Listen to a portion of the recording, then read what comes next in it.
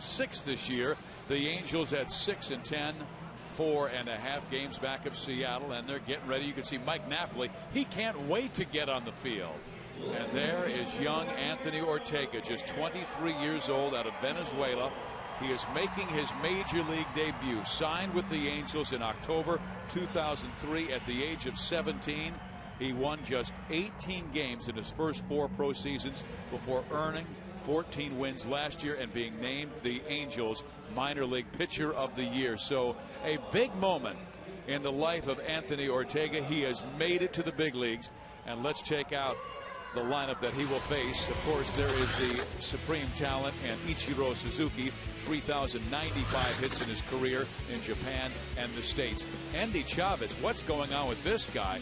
3 for 6, batting .358 this year, and over .400 career against the Angels. Then it's Junior, Adrian Beltre, Branyan, Lopez, Valentin, Johnson, and Yuniesky Betancourt. So Hud, tell us about young Mr. Ortega and what he throws. Okay, he throws 4 pitches, Fizz. Not overpowering, though. He's going to go 91, maybe 92. He puts a little sink on his 2-seamer, and he'll also 4-seam a fastball. Slider, curve, and change. Basic, but good command. You see in AAA the ERA a little bit over 8. Hey, Matt Palmer's ERA was 11 plus, and he came out and dealt. So if Ortega could handle his nerves, can calm himself and try to slow the game down a little bit out there for his major league debut, he should be effective. Now if he can go 5, maybe a little bit more, so should be thrilled. Now defending behind him this Saturday afternoon, April 25th, we're going to show you Brayu in left, Torrey Hunter, Gary Matthews. That's what's been the last few days. Kenny Morales, Howie Kendrick, and Mighty Meiser. Figgies anchoring down the 3rd sack. You got Mike Napoli getting to catch the kid in his major league debut, and hopefully Nappy makes Ortega happy. I talked with Mike before the ball game and said what was working with Anthony. Said he would figure it out in the bullpen session to see which breaking ball was working better. They would go with that one, but he said, Steve, he has a really good changeup, and that really is a good balance to his sinking fastball. Right. So you know what? Just mix him up, keep him down. It's not like he's facing a powerful lineup with a bunch of guys that hit homers. This is a team that he's going to face, the Mariners, that are a slash and dash type team. They've got good speed, especially the top 2 guys in the order, Ichiro and Indy Chavez. These guys, you know, he wants to keep them off the base. These first 2 guys especially. Well, you've got Ichiro Suzuki, who has 8 straight years of 200 or more hits, batting .308 this year. Ichiro, a veteran now in his 9th big league season at the age of 35. And he had 2 base hits last night. Chavez had 3. First pitch missing down low and inside. Home plate umpire is Tim McClellan. First base is Ted Barrett. Second base Greg Gibson. And third base Andy Fletcher. Down low, 2 balls and no strikes. Okay, now every pitcher that pitches, whether you're young or old, are a little bit tight in the first inning. But when you're making your major league debut, you're extra tight. I'm saying nerves. Okay, strike 1. That's going to be a key for him, to try to get ahead of guys. If you're a sinker baller and you fall behind, you're in trouble. Lukes was falling behind, got in trouble. Kendrick has it go just under his glove. It was going to be a tough play to throw out Ichiro, who really gets down that line in a hurry. A base hit for Suzuki.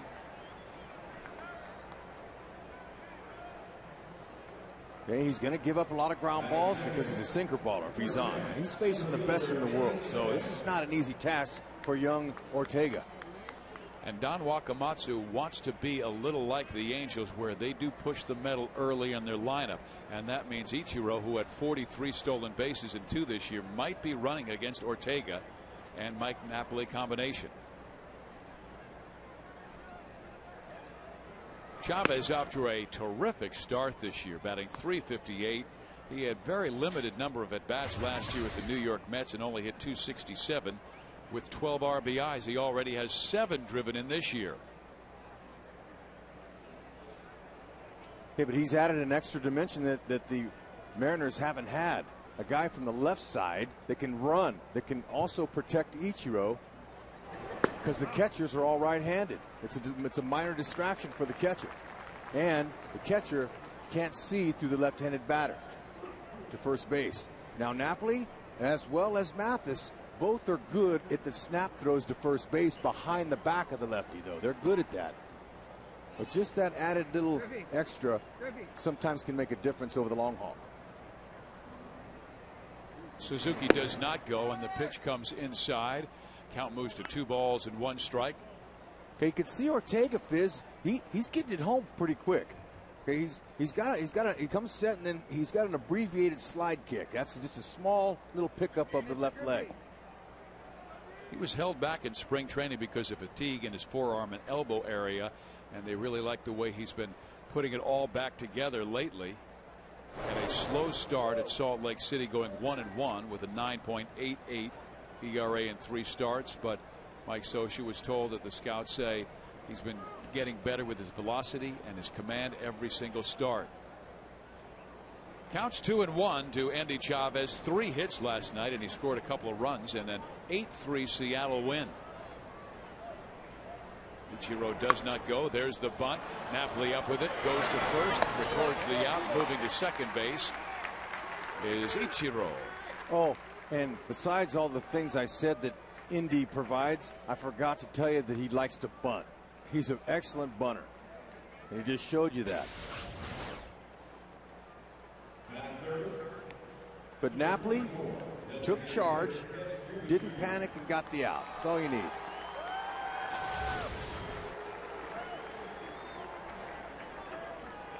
Mike trying to get into a good sync with Anthony Ortega early in this game. Excellent speed at second base in Suzuki. And Ken Griffey Jr., who had a couple of hits to raise his average to 196.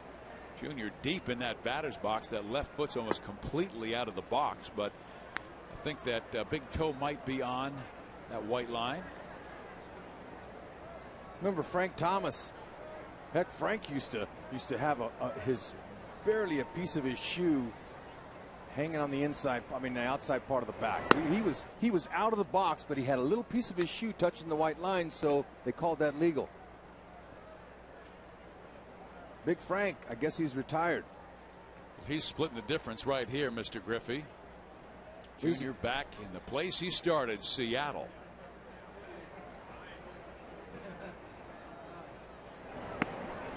And one of the reasons that Junior, a veteran, is all the way back there like that, when you're facing a sinker ball pitcher, you want to move as far back as you possibly can, make him get that sinker up. Don Baylor used to do that. Great hitter for the Angels and Yankees. And whenever he faced a guy that had a big curve or anything that sunk down, he would move all the way back as far as he could. Garrett Anderson used to move up, wanting to catch it before it would sink. It's just how you like it, Fizz. It's some like chocolate ice cream, some like vanilla. And hitters are like that. Wherever they're comfortable, that's what you want to be. We talked about Abreu's hands, how loose they are. It's so important for a hitter to be comfortable at the box.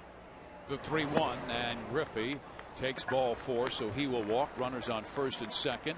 They'll take on a right-handed swinging Adrian Beltre. And Anthony with his wife and daughter here, Yurimara, and also Andanala. They are here tonight. There you go. I hope it's a special night for him. Well, it was a special night the other night when Matt Palmer got the start, and his wife and kids were here. And Matt Palmer, when he left the mound, the Angels had allowed just 2 runs in 6 innings. He wound up getting his first major league win. The guys on base would score, but the Angels won the game 10-5. And now Beltre. Beltre had a clutch hit yesterday, a double with the bases loaded. That bounces in the dirt. Napoli makes sure the runners do not advance.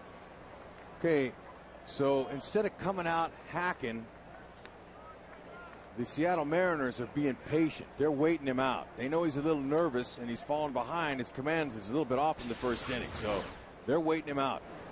Good block by Nappy, who's we've seen over the last several games how good he is at doing that. He's got a lot of practice.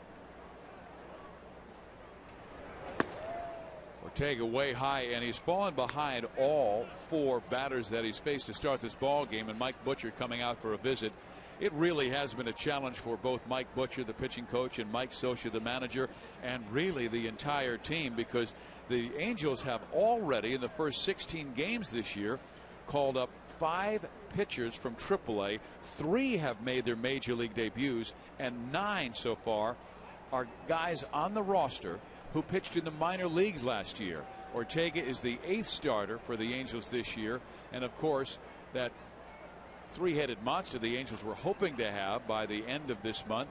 Lackey, Santana, and Escobar have not thrown yet, although John did throw today in Arizona. 2 innings, 30 pitches, and Mike Scioscia told us very good velocity through all his pitches. They even were able to get video for Mike Butcher to look at, and they were very happy the way Lackey threw. Okay, watch out for the fastball here. Beltre's be swinging. Well, he takes. And it was a fastball at 90 miles an hour. Okay, home plate umpire tonight, Tim McClellan. First base, Ted Barrett. Second base, Greg Gibson. Third base, Andy Fletcher. Now, home plate umpire Tim McClellan, he's got a delay call as far as body language sign of a strike, but he calls it right away to the hitter and the catcher. They can hear it. Beltre skies it in the air on the infield. It's Figgins near third base making the catch, and that is the second big out.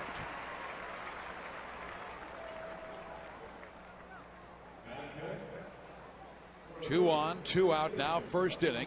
Seattle jumped on the Angels early last night in the second inning on a Branyan home run. It was a 1-0 ball game until the 5th inning when Seattle scored 6 times off Shane Lukes.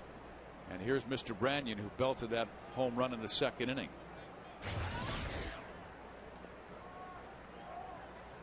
He missed the previous 5 games because of back spasms. Big time power. He's been all over the map in the major leagues, and last year spent his year in Milwaukee, where he hit 12 home runs for the Brewers. Okay, so far so good for young Ortega. Now Anthony, he doesn't have a quick tempo, but you can tell he's thinking out. He's staying with Mike Napoli, not shaking at all. He's staying right with him, and he's got 2 outs. He's taking his time through the inning. A chopper foul, and you've got to trust your veterans. Mike Napoli, Jeff Mathis, well schooled in the Mike Scioscia really college of regime. Yeah, right. But I remember when Dice K came to the Boston Red Sox, his fellow pitcher Josh Beckett told Dice K, don't ever shake Jason Varitek, and he called it trust tech. And he's got to trust Mike Napoli here with the Angels. And there goes Branyan, high in the air and deep to right center field. And that baby is gone. A home run in the first inning off Anthony Ortega. And Seattle immediately takes a 3-0 lead. Things were going just nice until that swing by Paul Bunyan. He's unbelievably strong, this guy. Russell Branyan can be nicknamed Paul Bunyan. That guy could swing it. That's an old character from back in the Fable days where he was a big guy with an ox named Babe. Look at that, one-handed. That's a ball down low, but when you put it in a power hitter's wheelhouse down there, left-handed batter, they'll do that. The one-handed shot. You know, you talk about the bottom hand leading. The bottom hand does most of the work. That was a good example on that swing. So the batter is Jose Lopez after Branyan goes deep for the 4th time this year. Finally getting to play every day in the major leagues, and Branyan certainly has provided the M's with a lot of smiles this year. They're 11-6 to open the season. M's are winning because of pitching. It's fouled back by Jose Lopez, a young man from Venezuela, just like Ortega. And Jose, he was an all-star for the Venezuelan World Baseball Classic team this year.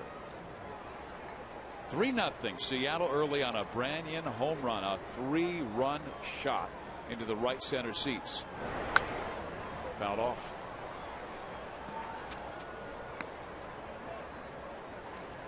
Everything was going just fine until that, actually that pitch was where he wanted it.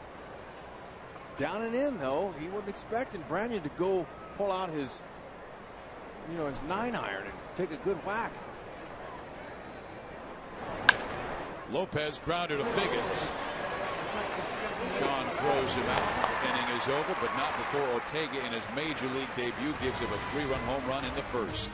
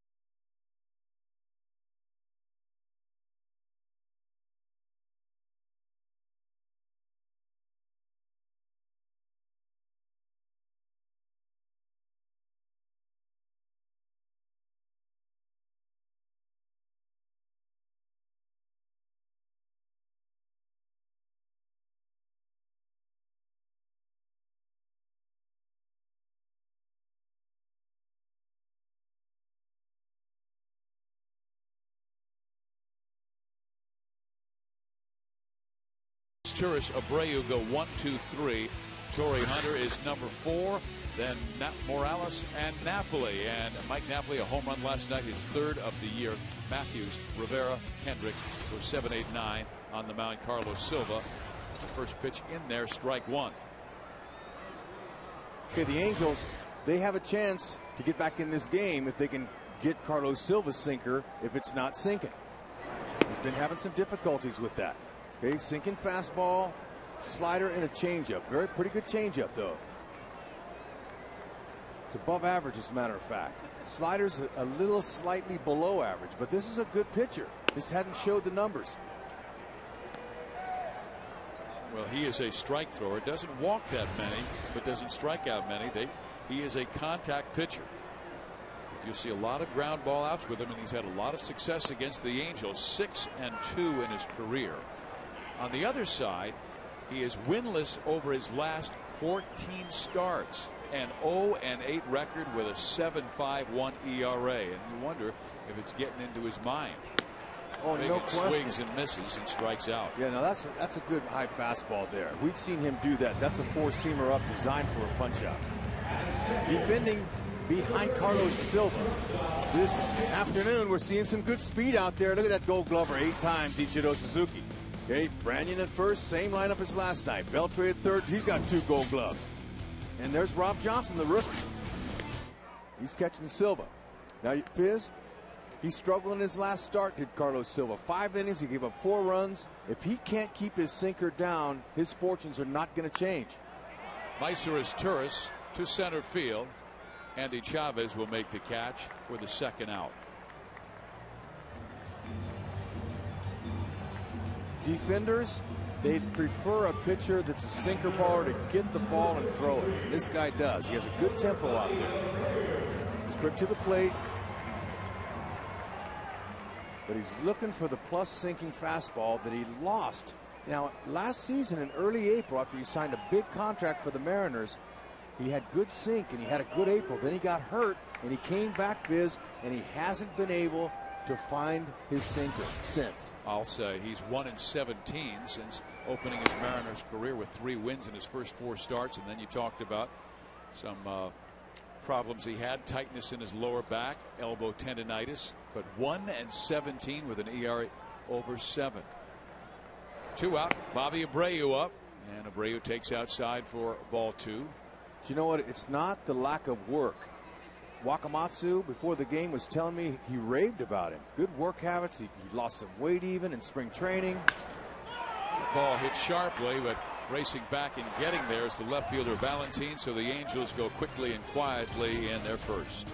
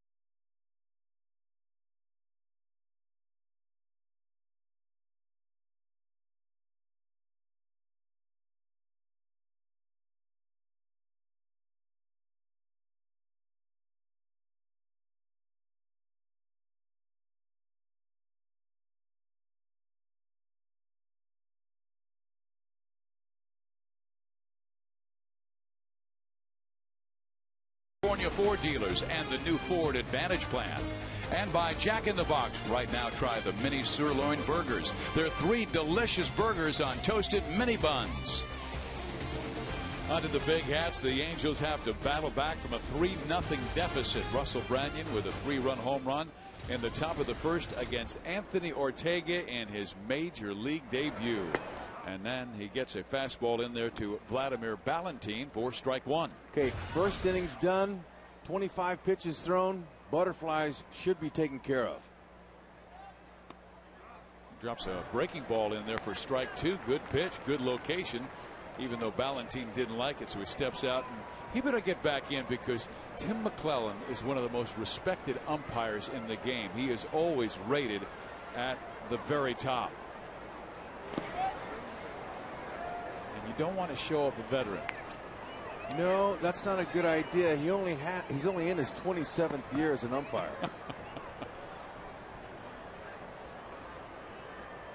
Righty situation, and it is outside. 2 balls and 2 strikes. Joined the major league staff, did McClellan, in 1983. Do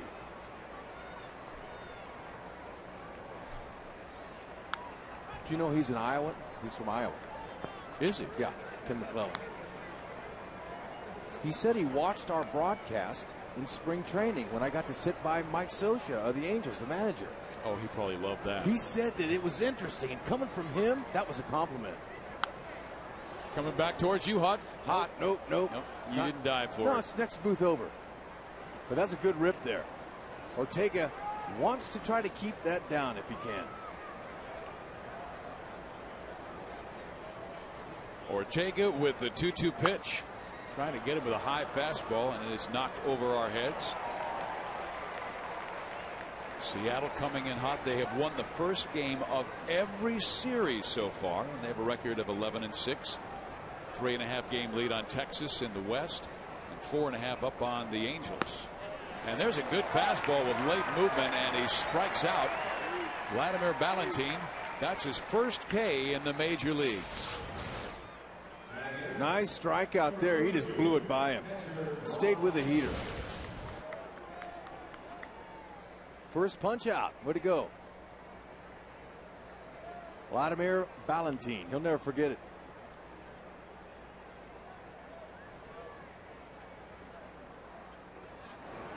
And to have your first hitter you ever face, Ichiro Suzuki, that's pretty impressive.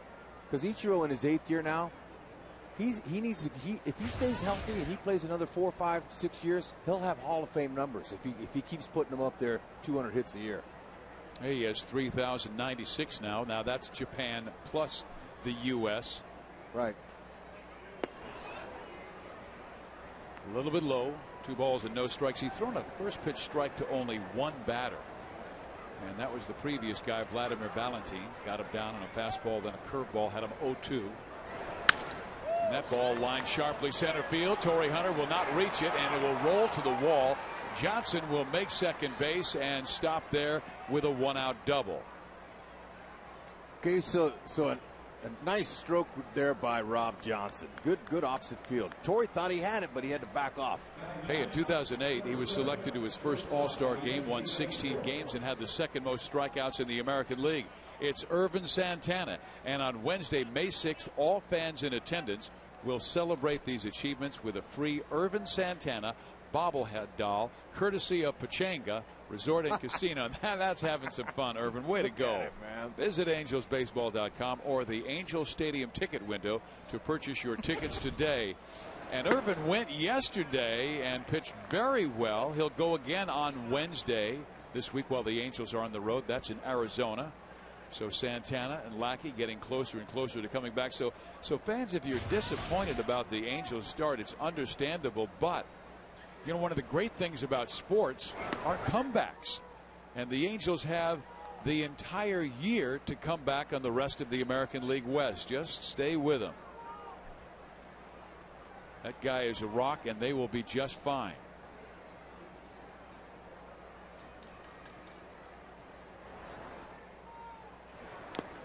Fastball swung on and missed by Yuniesky Betancourt. Hey, that's nice. Pretty good movement there. 89 miles an hour. Good spot. This is where he wants to stay. Stay ahead. He fell behind just about every single batter in the first inning. Jumped ahead of Valentin, eventually struck him out. Johnson then doubled. Betancourt pops it up. Shallow right. And it's Howie Kendrick with an over-the-shoulder catch just in front of Gary Matthews Jr. Gary was coming on. He would have had it. But Howie was yelling. Okay, nice changeup. He got him to pop up on. But actually, Fizz, when the infielders go out, they're trained not to say a word. But they're trained to go after it like it's their ball. You keep going after it, and if you don't hear the outfielder, it's yours. Outfielders will call you off. And you were telling me that it's so totally different when you're catching fly balls, shagging fly balls in batting practice, and then all of a sudden the stadium fills up.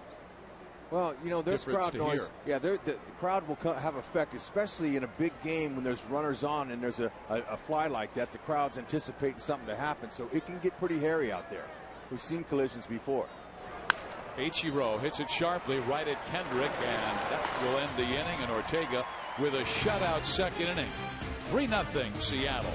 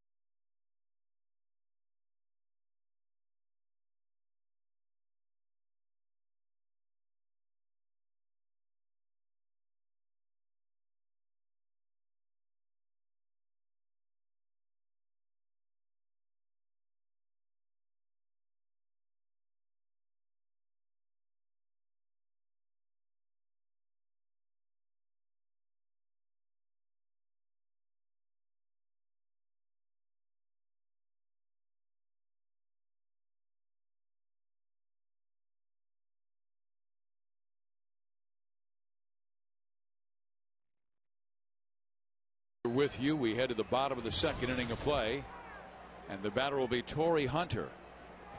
He ended a 10-game hit streak last night, going 0 for 4. But he admitted after the game that Eric Bedard was as tough as he's ever seen him. And our Firestone leaderboard shows Torrey Hunter in the top 10 in home runs this year. Carlos Pena with 8. Okay, and these guys are friends. I saw him chatting for about a minute the other day. And lifetime, Torrey's 3 for 10 with 2 home runs. 3 of the hits are, 2 of them are home runs out of the 3. That's what I'm trying to say. And at Safeco Field, in game 1, Hunter hit one that was about 430 feet off Carlos Silva. And the next day at batting practice, Hunter and Silva were having one of the most hilarious discussions, going back and forth about how Silva would pitch him the next time, and Hunter was coming in and he was dogging Carlos. But he said their friendship goes back to their days playing together in Minnesota. Dear friends. That ball struck towards right field, and Ichiro has it measured and pulls it down for out number 1. Let's go back and take a look at that home run off Carlos by Torrey about a week and a half ago. Leaned on that baby. Sure did. Now the previous pitch before Hunter flied out tonight here, that was an inside fastball, and Torrey's eyes lit up even though it was a ball. He likes him in there. But when you're friends, I've said it before, with the opponent, you compete even harder. Kendry Morales, ball 1. Because it's bragging rights. As you know, there'll be that next day when you're having a discussion at batting practice. You know, and it's different for a pitcher. Because a pitcher, Fizz, he pitches once a week, once every 5 days. A hitter has a chance to go back out the next day, get his timing, forget about that 0 for 4. But for a pitcher like Silva, who's really been wanting to impress and hasn't, it's tough for him mentally. Morales to left field. Right now, Carlos Silva giving up a lot of fly ball outs. He does not have a ground out yet, so the sinker's been up, but he's had enough movement on it. The Angels can't square it up. It's Turris, Abreu, Hunter, and now Morales with 4 straight flyouts. Yeah, they're not being able to stay on top of those high balls, that are those high 4-seamers and 2-seamers. Here's a guy strong enough to get a sinker out. He's 4 for 11 in his career off Silva. A big home run last night as far as distance, and it brought to the Angels to within 6-1. They scored 2 more in that 6th inning, but too little too late. Lost it 8-3. Strike 1. Silva, he was once the top prospect in the Phillies system, had 15 wins in 2001, and with great command walked only 27 in 180 innings. He then went to Minnesota, now signed a 4-year deal with Seattle and for big money, and did not deliver last year. He was just awful last season, going 4-15 with an ERA of 6.46, gave up 213 hits in just over 150 innings. Napoli pops it up. He's got him popping it up. 6 up, 6 down for Carlos Silva and the Angels.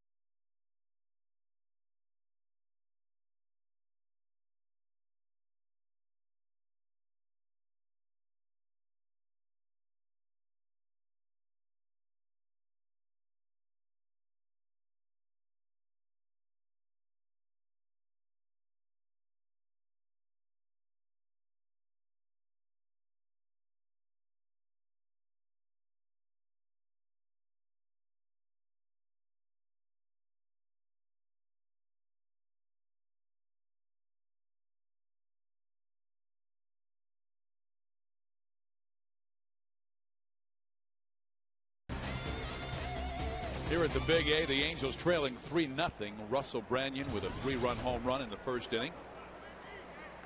Beautiful evening at the Big A. Great crowd on hand. Anthony Ortega will face Endy Chavez, Ken Griffey Jr., and Adrian Beltre.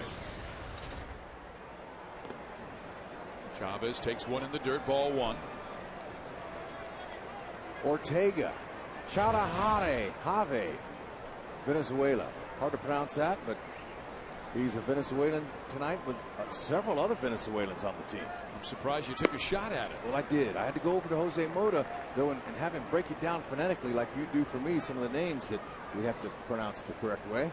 I always like it when you go for it. Take a chance. That's embarrassing, though. Anthony with the pitch outside. He's 6 feet tall, 212 pounds, strong guy, and it took him a while to progress through the Angels organization. Took off once he started doing a better job of pitching down in the strike zone. Kind of muscled up there for a while, got hurt. Good off-speed pitch there. Like the changeup. You know, that tells you Mike Napoli's really working well when he'll call a changeup on a 2-1 count. Well, Knapp said he had a good one. Ooh, baby, right there, and Endy Chavez knew it. That's his second strikeout in his big league career. One swinging, one looking. Okay, nice job. See, he's starting to settle down a little bit. Good location. That's right where he wants it. Mike Scioscia has some pretty good knowledge on pitching. I mean, I'm just saying that a little sarcastically. He knows what he's doing. Mike Butcher, an excellent pitching coach. So good, Joe Madden took him from the Angels system for the Rays. And then Mike Scioscia said, hey, look, I want him back. Can we have him? He knows all our pitchers in our system. And Mike's talking about where he's holding his hands, right at his chest. And so for Mike Scioscia to be the great catcher that he was, and to have a pitching coach like that, see, he knows exactly what Butcher's telling him right there. Matt Palmer made that start the other day, gave up a run in the first, a run in the second, and Matt Lipp, our director, gave us a shot in the dugout of Butcher, Mathis, and Matt Palmer talking, and he was saying, hey, you're pushing the ball, you need to stay on top, get that sink down. And Rex, right after that conversation, Matt Palmer retired 12 straight Tigers. A very good offense. Yep, good pupil. The 3-1 pitch by Ortega to Ken Griffey Jr. is swung on and fouled off. 3-2. Yep. There is Matt Palmer. Yep, and he listened very well, and then he gained confidence. Confidence is something that every player's got to have. Morales will take it himself, and 2 quick outs now in the third inning. Angel fans, remember stonewashed jeans, hair bands, and what life was like without cell phones? Well, Rex does, but if not, you can relive these classic moments in time during 1980s Retro Night at Angel Stadium on Thursday, May 7th. All fans in attendance will receive a free 1980s retro hat courtesy of Claim Jumper Restaurants. Log on to angelsbaseball.com or visit the Angel Stadium ticket window to purchase your tickets today. And talking to Jennifer, she told me that's exactly what you were wearing in the first time she met you. Not exactly, but look at those hats. I don't remember anybody wearing something like that in the 80s. Hey, those are pretty nice outfits. Here's the pitch, and it is a strike hitting the outside corner. Now that's an Angel hat. Well, he's a real fan because he's listening to the game on our AM 830. She must be a softball star. Yes, he did. Try to check his swing. Did he go? Yes, he did. And a fine third inning for Anthony Ortega. 1-2-3 with a pair of strikeouts.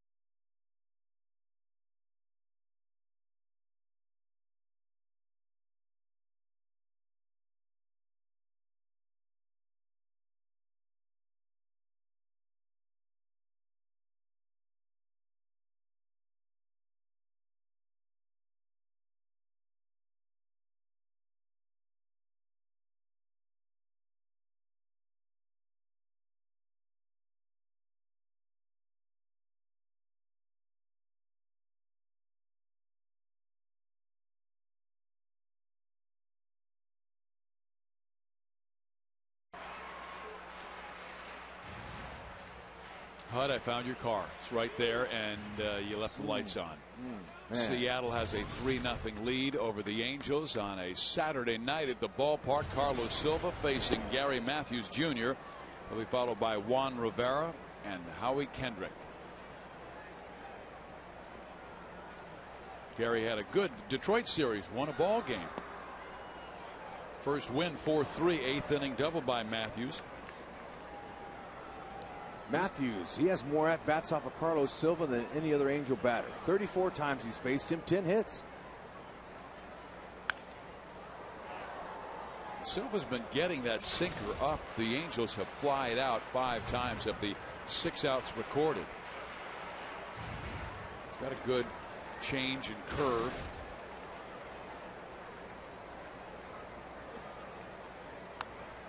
On his hands and fouls it off, evening the count at 2 balls and 2 strikes. Okay, now that was a 4-seamer. That was a design pitch there. Okay, but his sinker doesn't want to be left high like that. Hit high in the air, right center field. Ichiro back, leaps up, and that ball is gone. Fan interference. Did he call? Are you kidding me? Yeah, fan reached over and caught it. And Mike Scioscia will go out and argue because I thought that one cleared the wall, and it's a Mariner fan. That's who called it. That's Greg Gibson.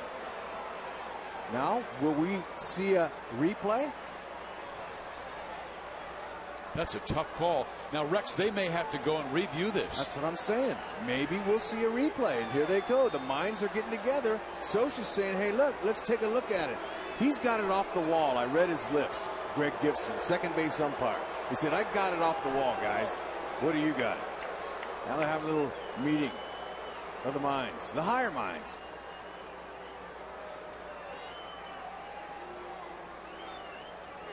Matthews right now discussing with Jose Lopez and Yuniesky Betancourt. They're going to look at it. First replay. That's all Mike Scioscia said. Check it out. That's why we have this. And what they do is they call New York City, and there are gentlemen monitoring every single game in the major leagues, and they are looking at the replay.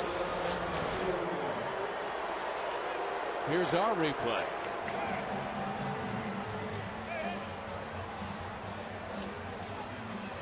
Okay, look at that.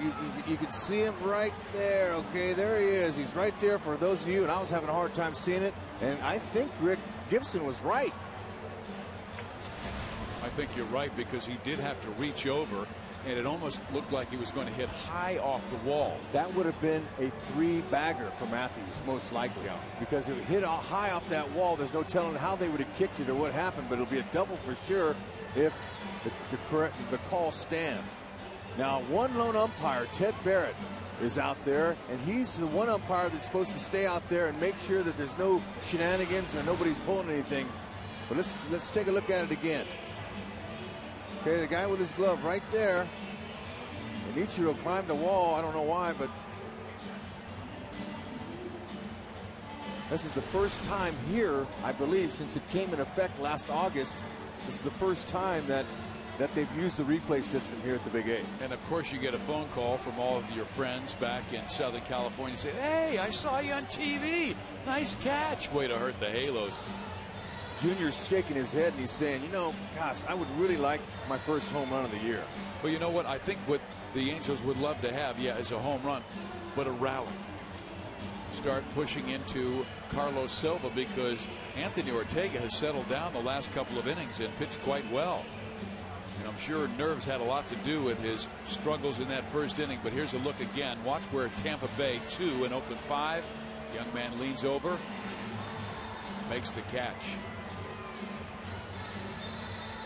And we are told that it only takes a couple of minutes for Tim McClellan, the crew chief, to go underneath, make that phone call to New York, and have them look at the replay. Then they say it was either a fan interference or a home run.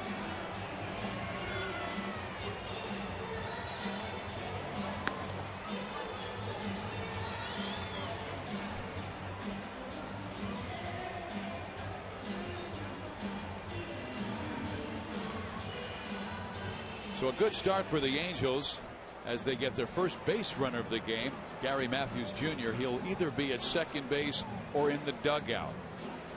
You know, see, they're going to go. They're going to find out through replay the correct call. I like that. Okay, now they only use the replay in baseball for disputed home run calls or balls that hook around the foul pole. Are they fair or foul? Only on those will we do it. And here they come with the verdict. Let's see how they announce it. Crew chief, home plate umpire Tim McClellan.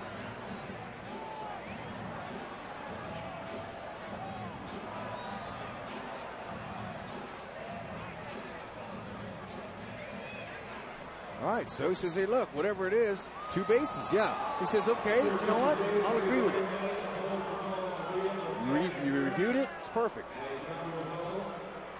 And it is a double for Gary Matthews Jr. Now important for the Angels to get him around and home. All Mike wanted when he went out there was a replay. And he got it. No argument. Just get the play right. They did. Made the phone call. And it did appear that that fan did reach over. Nothing wrong with that. Bud Selig put another star by in your tenure as a commissioner. That's a good thing. There's nothing wrong with that. Juan Rivera the batter, and he will take ball 1 from Carlos Silva. Juan has had a bit of a slow start. Now he is batting .292, but no home runs, 5 RBIs. I asked Mike Scioscia, is he a little like Tim Salmon, where you got to give him a lot of at bats, and it seems like every single month he gets better and better? And he said, yeah, he does have a little Tim in him in that regard, but there are a lot of players who are slow starters. Just you look down at Rivera's numbers, just great second half numbers for Juan. He's giving Juan a lot of opportunities early in this 2009 season, and the Angels need some more power outside of Torrey Hunter and Mike Napoli.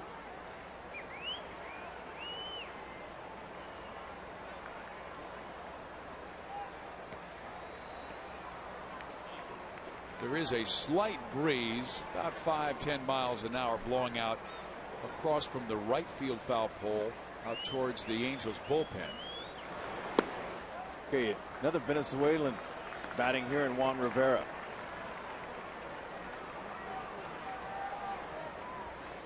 He's got himself a 3-0 count. This is where Mickey Hatcher really wants his players thinking their approach. Put yourself in a fastball situation. See if he gets the green light. He does, and chops one to third. And Beltre holds Matthews, and that is not a productive out for Juan, particularly Rex, on a 3-0 count. No. No, look, Mickey's saying, what are you doing? Oh, man, he's not happy. So.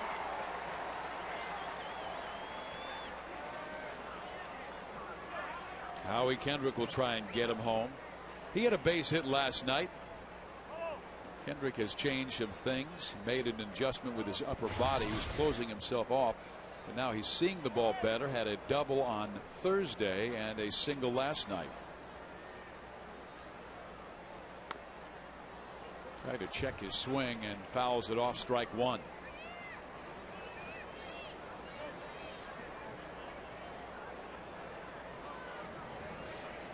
Rob Johnson comes out for a visit with Carlos Silva.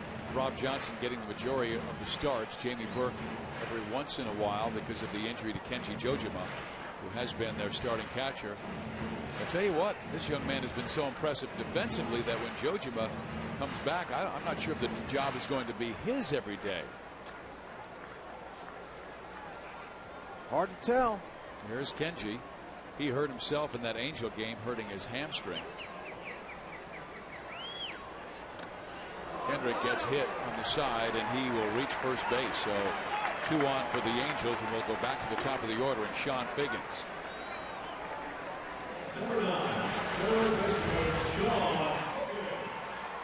Yeah, that just nicked his jersey. It's a good way to get hit. The jersey doesn't bruise like the flesh. Angels want to stay out of that double play. There's 1 out. Runners on first and second. Figgins the batter. The corners are in. Outfielders are in as well. You've got Valentine in left, Ichiro in right. Okay, you see there with Branyan, the first baseman, he's in. Howie Kendrick's off. He's got a chance to get a pretty substantial lead. Stay away from a potential double play. Howie can get a big lead and get down there and break it up.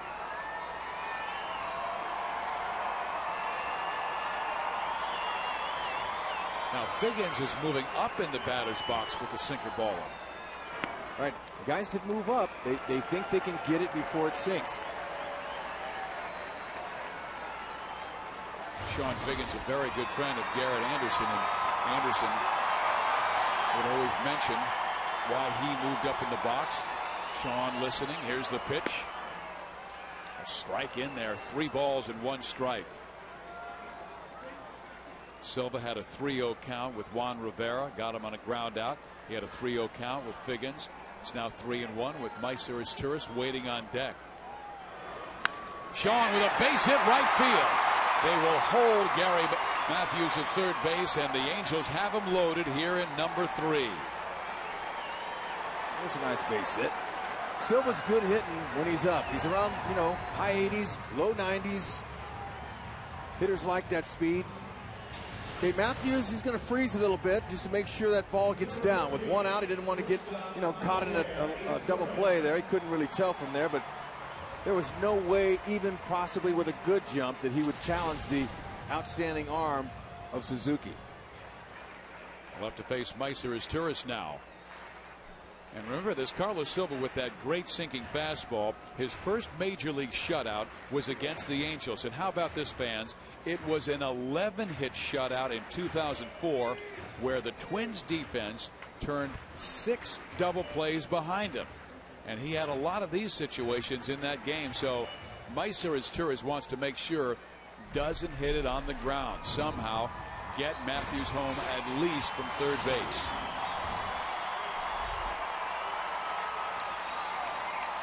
Barquisimeto, Venezuela, is where Meiseris is from. He wanted to say hello to any of his fans and family that are living in that city. Meiser lifts it, foul territory, should get out of play and will. Strike 1, so Meiser was going to swing at that first pitch and got one and sliced it foul. Wants to stay away from a ground out, a pop up, a strikeout here. Nice numbers with him loaded up. He's even got a salami.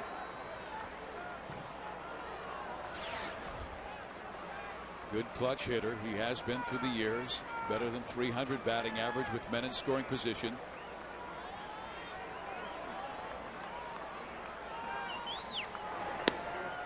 Outside, 1 ball, 1 strike. The Angels this year hitting .260 with runners in scoring position. They had their best series against Detroit when they went 15 for 39. Seattle is number 1 in baseball in that department. And there's a line drive base hit up the middle. In comes Matthews. Here comes Kendrick. He is held at third base, and Johnson knocks the ball down. The base is still loaded, and the Angels have won on the RBI single by Meiseris. Barquisimeto, Venezuela comes through. He beats Carlos Silva with a fastball out over the middle, right back to the box, and Carlos Silva's from Bolivar, Venezuela. So the battle of the Venezuelans is won by mighty Meiseris. Thank you, Mr. Geography. Hey, man, it's Venezuelan Day. They're watching our game in their country, man, because they got their fellow countrymen out there challenging each other. Silva, major league debut of Ortega. And another Venezuelan will dig in. From Maracay, it is Bobby Abreu. Check those numbers out with the bases full. Bobby loves this because Silva's got to be aggressive. He is. First pitch, and Bobby's swinging, fouling it off, strike 1. Kendrick at third base. Second base, Figgins. First base is so you have good speed on. A gapper could clear the bases. And Bobby Abreu has been fantastic against Silva in his past. 10 for 18 with a home run. He flied out and hit the ball sharply his first time up. They're bringing the trainer. Well, this isn't good because last year, remember, he was not healthy. Tightness in his lower back, elbow tendonitis. Griffin coming out with Don Wakamatsu. Actually, that's Rob Nodine. Oh, okay. Yeah, that's I see the back of him. Yeah. Yeah, it's assistant athletic trainer. Yeah, I see now when he turned his head. It's okay. Rick Griffin, head athletic trainer. He doesn't mind you saying his name. And I don't know what could be wrong. Let's see. We'll have to take a look. We see if we see anything. Yeah. See, he kind of made a motion there with his right shoulder, like, oh, that was a Lowy maybe. So I guess they're not even going to ask him to throw a couple pitches.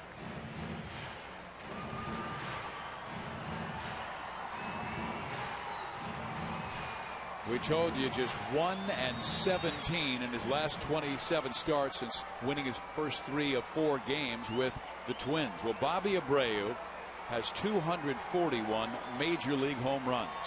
He's looking for his first with the Angels.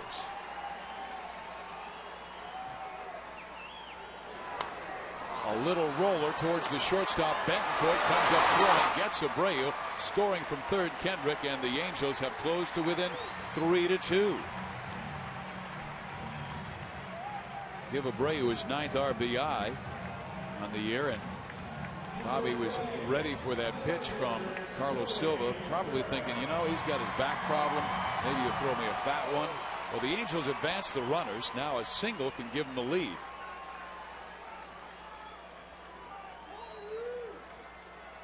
And Torrey Hunter up, leading the team in RBIs with 11, leading the team in home runs with 6. Chases the first pitch breaking ball, strike 1.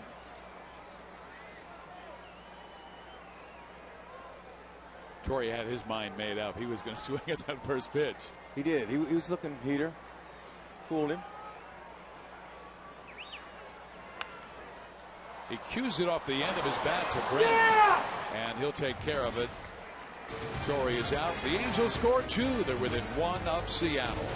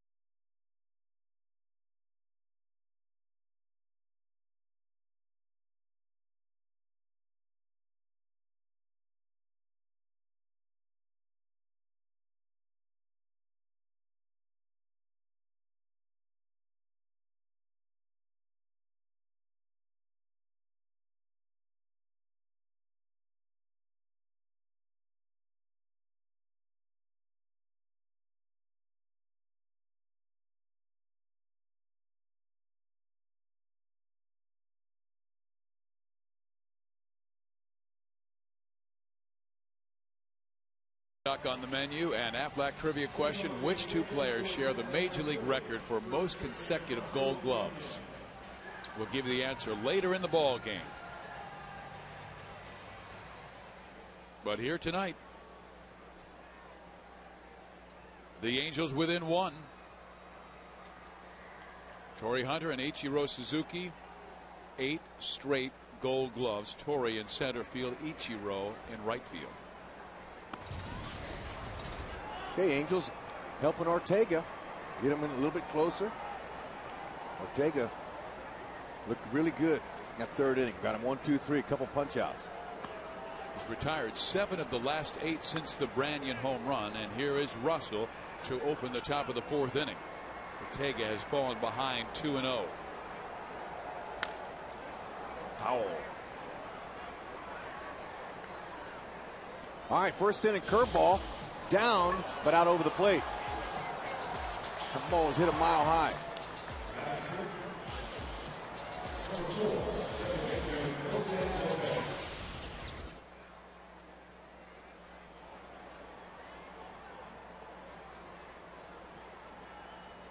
Has he had a difficult time changing his swing?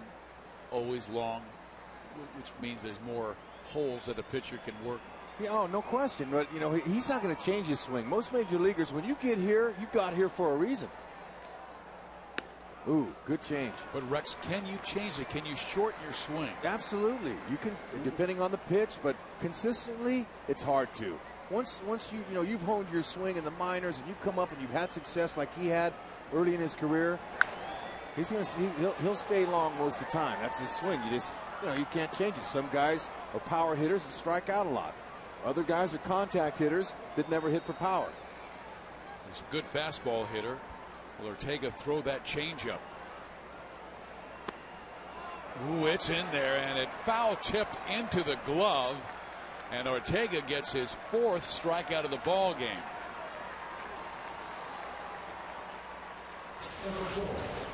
And now, home plate umpire Tim McClellan is saying that he tipped it with his glove or something. Yeah, it must have hit the knob of the bat because it didn't hit the barrel. Man. Let's see where it hit. See, when he went like this, Hud, I thought he said foul tip into the watch glove. Branyan, though. Branyan, he took his bottom hand off and kind of looked at it. Now Jose Lopez skying one to left field. Bobby Abreu under it, makes the catch. 2 out here in the 4th inning.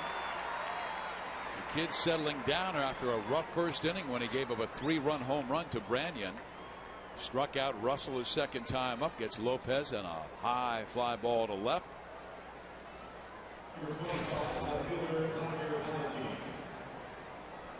Here comes Vladimir Valentin. He's from the island of Curacao and was on that Netherlands team, but he was on the provisional roster. And they surprised some teams playing awfully well. That ball is crushed to left field, and Abreu won't have a chance on this one. It is gone. A home run for Valentin, and it is 4-2 Seattle.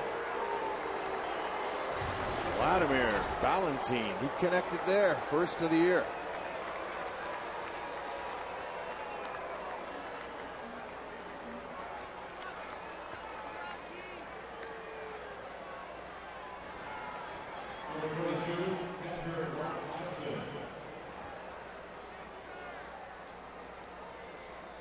So you can see Mike Napoli saying, okay, let's keep it down. You see him motion with his hands before he gives the sign.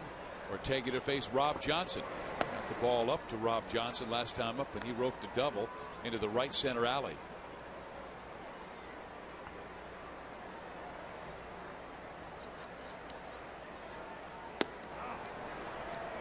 A strike.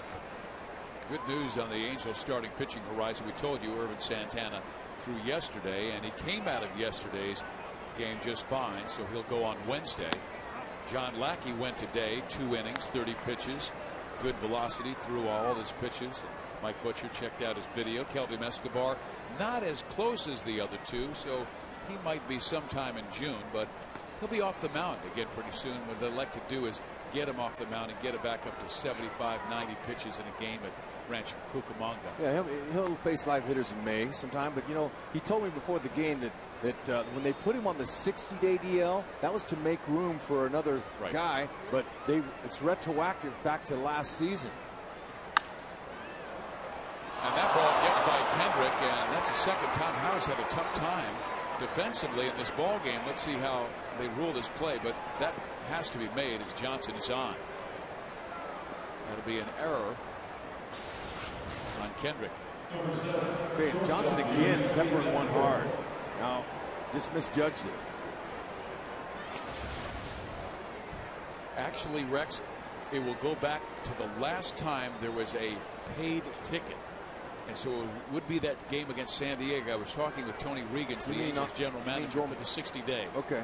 But it only means April and May, because they weren't expecting Escobar to come back until June anyway. So it was basically one of those. Yeah, but Kelvin was telling me that it sounded worse. He says he just had a minor setback, but when some of his family from Venezuela said, "Oh, they put you on the 60-day DL. Are you hurt again?" He said, "No, I'm fine. I feel good." He had just a minor little setback a week or so ago. Fouled off the right side. They had sent Johnson on the play. And really, when you consider it's such a process, Rex, right now. Long toss, then flat ground, then mound, then simulated mound in the bullpen. Then they send him to Arizona. Then they send him out to a rehab assignment in the Cal League. So he's got a ways to go.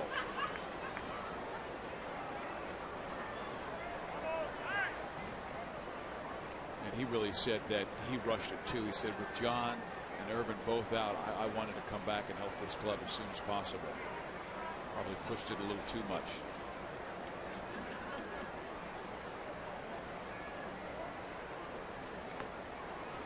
Ortega with that breaking ball that drops in the dirt. 1 ball, 2 strikes. That's the hardest thing for guys that want to play. They chomp at the bit.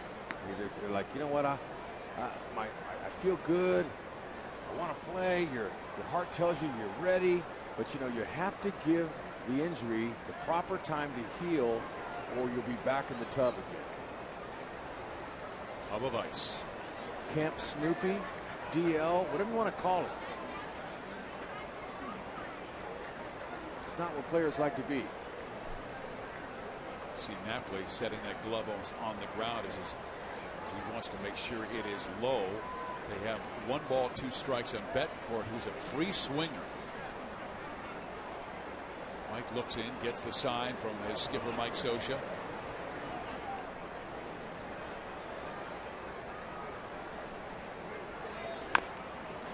You know where I learned that term, Camp Snoopy? From Milwaukee manager Kenny Moffitt. He was Buck Rogers' coach for a long time in Montreal with him there, and then here with the Angels.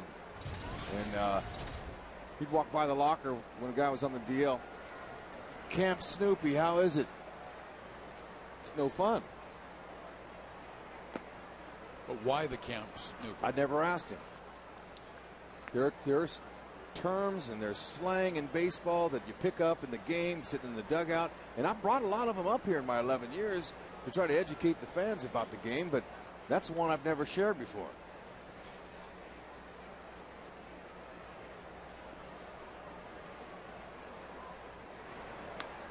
Three balls and 2 strikes. He had Betancourt down in the count, nothing in 2, and now he's being too fine trying to get Betancourt to chase, and the count is full. He's got to be challenging Betancourt because Ichiro Suzuki is next. I've noticed too his tempo's changed a little bit, and when Johnson got on, he slowed it down a little bit. I like before it, he was really moving well. He was getting the ball and throwing it. In the air, right center field, long run for Gary Matthews Jr. Will he get there? No, it's over his head. Johnson coming around to score. And Betancourt gets the base hit, and Ortega, struggling in the 4th, is now trailing by 3 again. When Betancourt hit that, I didn't think that it had enough carry to get to the wall where it did. That's his 4th double of the season, but good shot out there. Matthews Jr. got a good jump on it. Good inside out swing on the meat of the bat. That's what happens. Well, Seattle continues to come through in the clutch. All 5 of the runs tonight with 2 out. And rough play by that young man, Howie Kendrick, results in a run. It should have been in the final out of this 4th inning. Ichiro down low and in. On Marines.com about Mr. Suzuki, 8 straight years with 200 or more hits. Ties the major league record. Wee Willie Keeler. And of course, he has the all-time mark. I mean, one of the greatest seasons we've seen. 262 hits in 2004, breaking George Sisler's record of 257. You know, with his batting stance and approach, brilliant hand-eye coordination. He'll be falling out of the box and make solid contact.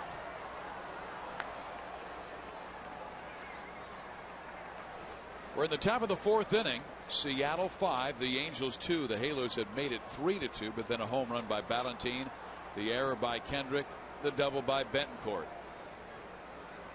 Next pitch will be the 80th for Ortega.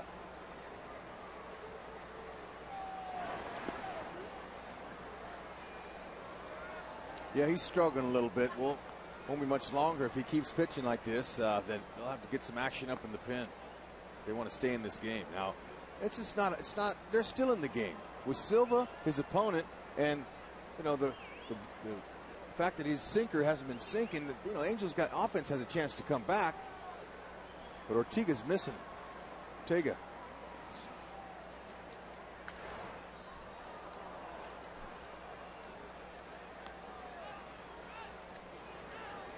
Anthony in a jam in the first inning, gave up a 3-run home run, and trouble here in the fourth inning has allowed a home run and a double to Betancourt. 2 runs have scored.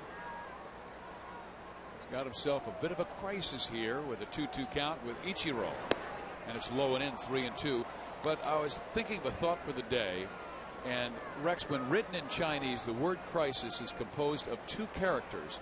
One represents danger, the other represents opportunity. So he's got to seize this opportunity right here. Make good. 3-2. Line drive to right field. Matthews will dive and make a spectacular catch in right field. Well, there's the opportunity, and it was Matthews who took the opportunity and made the best of it. Great play.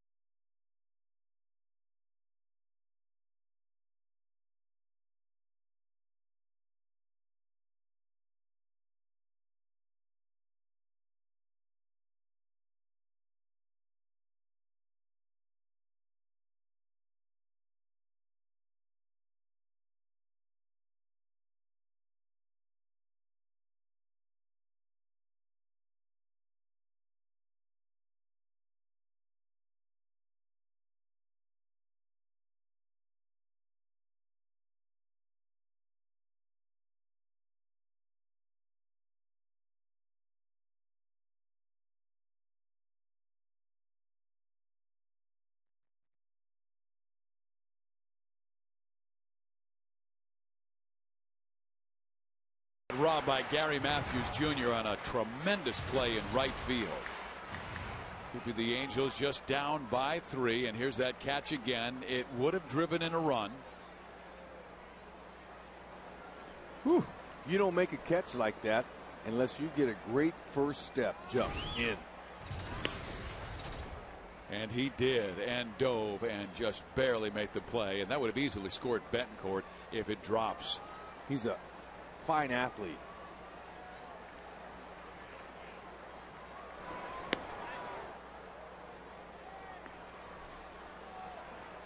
One ball, one strike.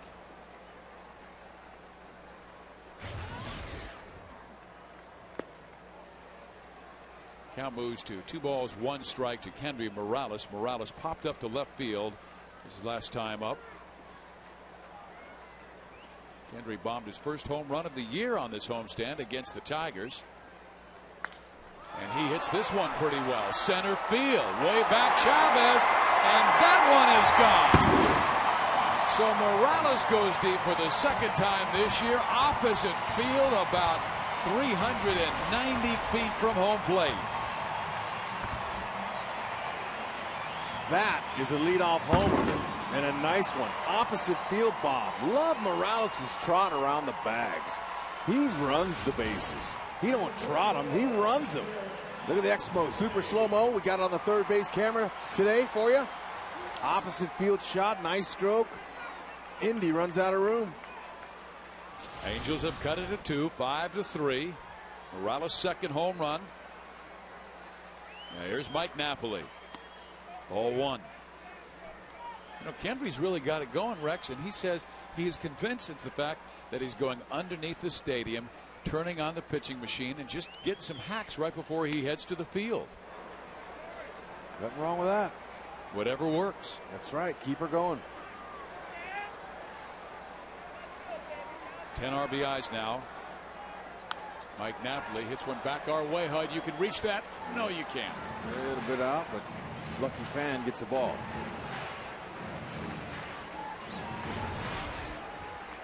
Mike down in the count. 1 ball, 2 strikes. Home run, single yesterday. He is pounding Mike in. Don't want to miss with this guy. He is big and strong, and his shots go a long, long way. The pitch. Again, he comes inside. Counts full, 3-2. You know, I actually like the fact that Napoli could become an everyday DH until Vladdy gets well. Ball 4. Because to have his bat in there, you got to have him in there every day. Okay, and then if you got to go get Bobby Wilson, go ahead and get him. That kid, he's a good catcher. He's not gonna, you're not gonna miss anything. But they need an everyday presence in the lineup while Big Daddy's out, and Napoli would be an ideal choice. Now that's an organization decision, and we stay out of that. But if you ask me, of course you didn't even ask me. I told you. I love how you ask your question and answer it. Yeah, I mean, I think they'd be strong with Napoli in there every day.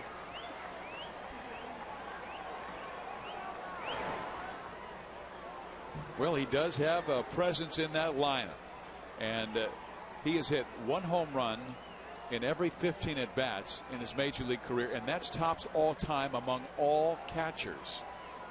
And there have been some great power hitting catchers, like a guy who played for the Cincinnati Reds a few years ago named John Bench. That is rolled back to Silva. They've got 1 and 2, and quickly 2 outs here in the 4th inning. It's Aflac trivia time. Aflac!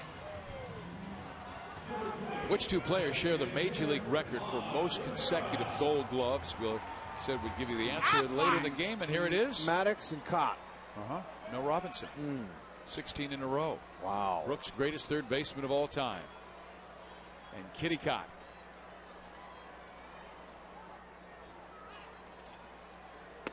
There's Juan Rivera.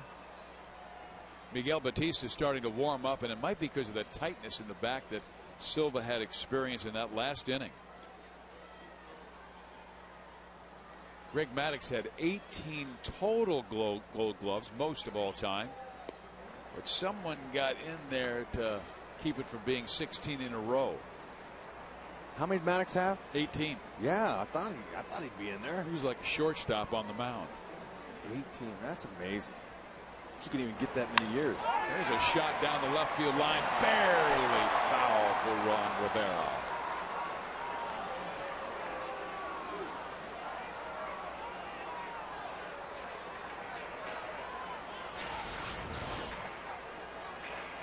All right, we're looking for some chalk.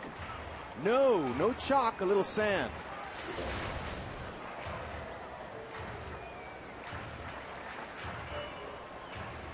Juan taking his time, walking back to the plate. And you know what? When he hard charged out of there looking for the double, he's a little bit winded.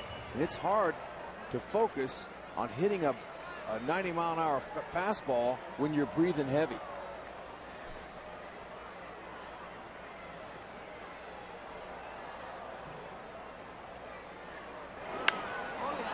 There's a looping liner just over the head of Unieski Betancourt into left field. A base hit for Juan Rivera. So Venezuela's had a good game. Do you know there are 7 players in both lineups from the country of Venezuela? Silva was facing Juan Rivera.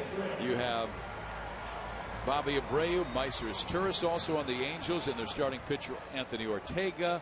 You've got Andy Chavez and Jose Lopez from Venezuela.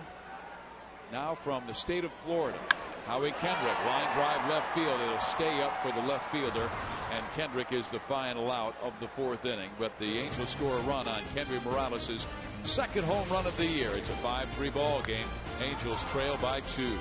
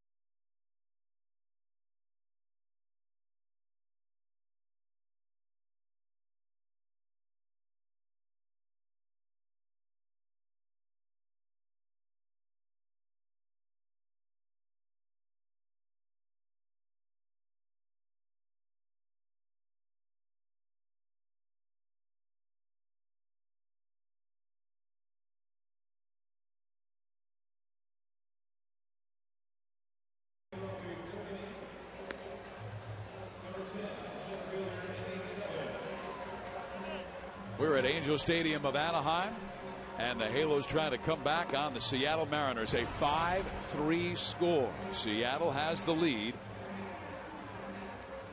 Kendrick Morales just hit a long home run, 390-foot opposite field shot to left center field, and the Angels made it 5-3. Anthony Ortega back on the hill for his 5th inning. Gave up 3 in the first, 2 in the 4th. Batter is Endy Chavez, who was sacrificed and struck out. Thought it was going to be a first pitch fastball. Got a changeup. Swing and a miss. Strike 1. Angels lost last night 8-3. Bedard over Lukes. A big 6-run 5th inning last night. We're in the 5th. Endy pops it up left side. Sean Figgins, foul territory. 1 out. And Rex, I guess they had a slugfest today at Fenway Park. Yes, indeed. You know, the ball flying out of Yankee Stadium now, we know that.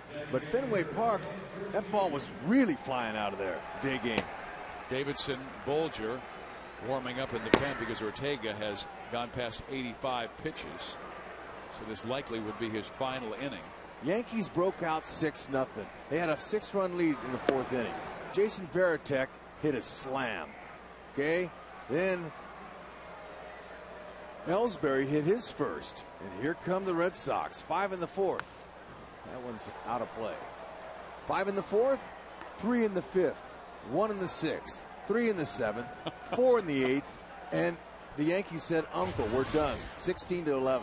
Slow pitch softball or Major League Baseball? I don't know, but man, Beckett had it going on for a little while. Griffey down in the count. 1 ball, 2 strikes.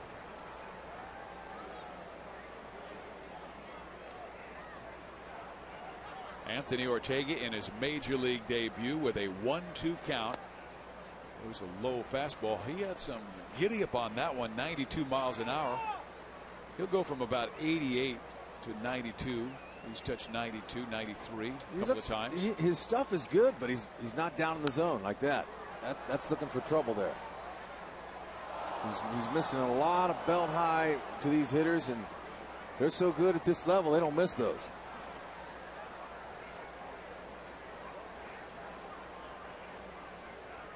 Oh, he floated that one in there so he can say in his first major league game that he struck out a future Hall of Famer, Ken Griffey Jr. And it was an excellent changeup that bit back into the zone. Yep. Nice little floater, caught him looking. 5 strikeouts for Ortega. I like the way he's pitched. I mean, he's had a couple of bad innings, but I think he's got a future in the Angels rotation. In there, strike 1. Angels love that pitching depth, and Ortega was number 9 in Baseball America's prospect list in the Angels system. Last year he went 14-7 with 105 strikeouts, 55 walks, and just over 174 innings. Okay, now they like his stuff. Obviously, you got to have the stuff to pitch here, but they like his mental makeup. Man, that's not missing by much. Those are good pit spots there. They're off the outside part of the plate, so Beltre can't get the meat of his bat, although Beltre, good inside-out hitter. He looks to go that way. That's a change up there. Had him way out front. But Ortega has a nice mental makeup. That's what they call it. You know, how's his makeup? Well, he's solid. He doesn't get rattled easily. He's got good composure. Reach for that one. Figgins. Short hop. Tough play by Sean, and just does get Beltre. Man, nice play by Figgy. That's what you do. Come and get it.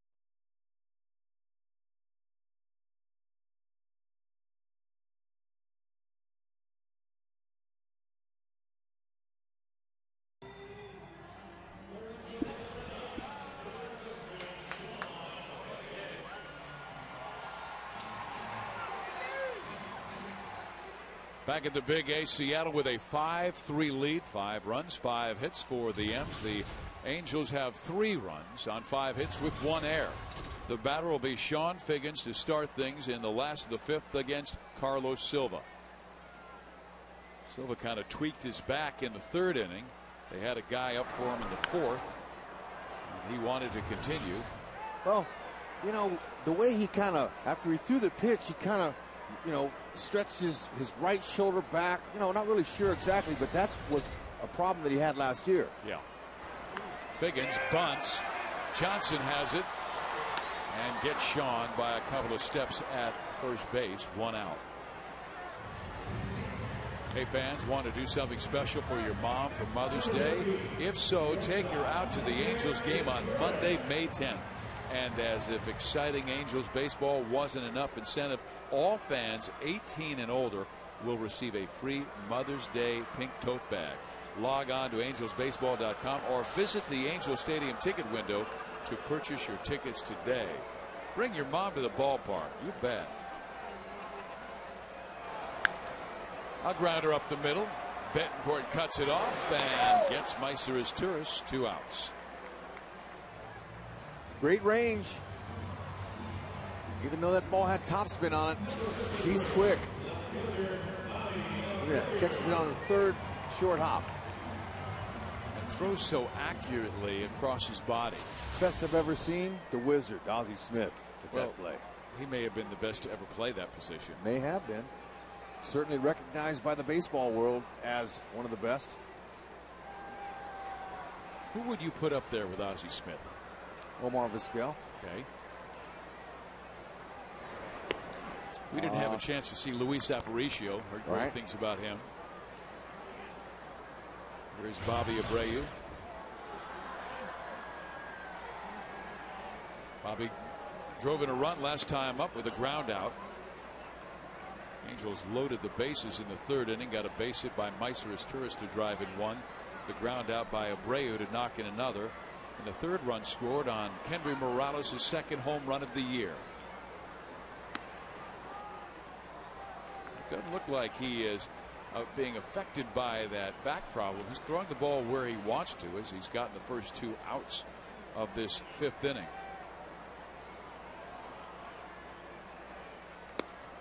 Good changeup. Wow. There you go. That was a nice one.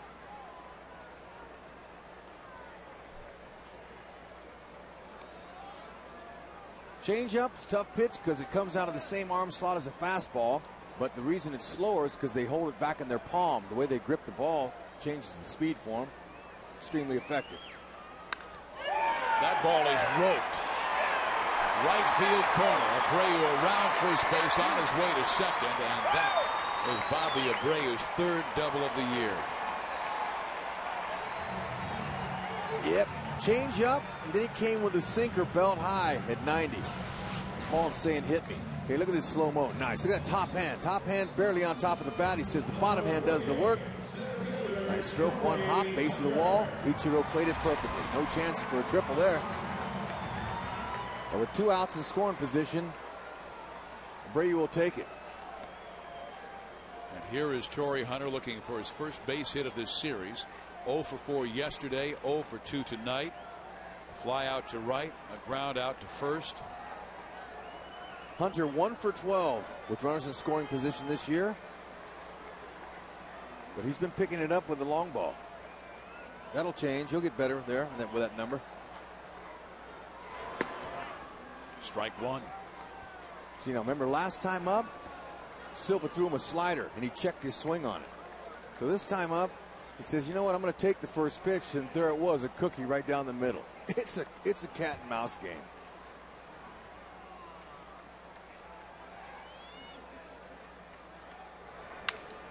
Broken bat, 1 hopper to Lopez. He'll take care of it. Throw out Hunter. Inning over. Angels threaten but do not score. 6th inning we go. Silva by 2.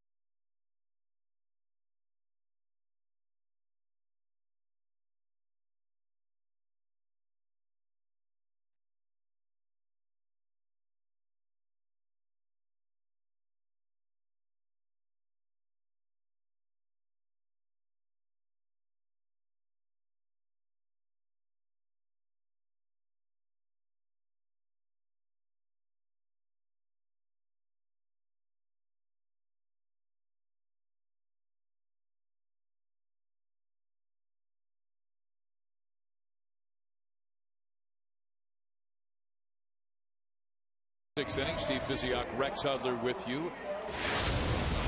And Russell Branyan, he has gone deep twice in this series, once yesterday, and then a 3-run shot in the first inning off Anthony Ortega in his major league debut for a 3-0 lead. Check out the new R Performance vehicles at your local Jaguar dealer or on JaguarUSA.com. Mr. Brent, he'll come up again to lead off the 6th inning, and now facing a new pitcher in Jason Bolger. Bulger pitched very well in his last outing. You see his ERA rather high, but last outing, 2 shutout innings in the Angels' victory on Thursday night over Detroit. And I'll tell you, Rex, he threw a good hard fastball and also had a terrific curveball and looked more confident on the mound. Yes, and like we talked about before, that's a big thing for a pitcher. Broken bat, base hit to center field. So Branyan living right. I mean, this guy has never been a high average hitter, hitting over 300 to start the season and his career with Seattle. He's hitting homers. He's getting broken bat base hits. Life's good. But Bulger did his job, got it in his kitchen, broke his bat. Now he has to face a really tough out in Jose Lopez. You know, that's the hard thing about baseball. The more even keel you are emotionally, the better off you are. You can't get too excited about a great start. You can't get too down about a bad start. You got to stay right there in the middle. Because in a failure game, Rex, it's like you told me, the guys who are successful are the ones who leave it in the locker room and just, whether it's good or bad, they just let it go. Garrett Anderson, who holds most of the all-time Angel records offensively, he was the best I've ever seen at that.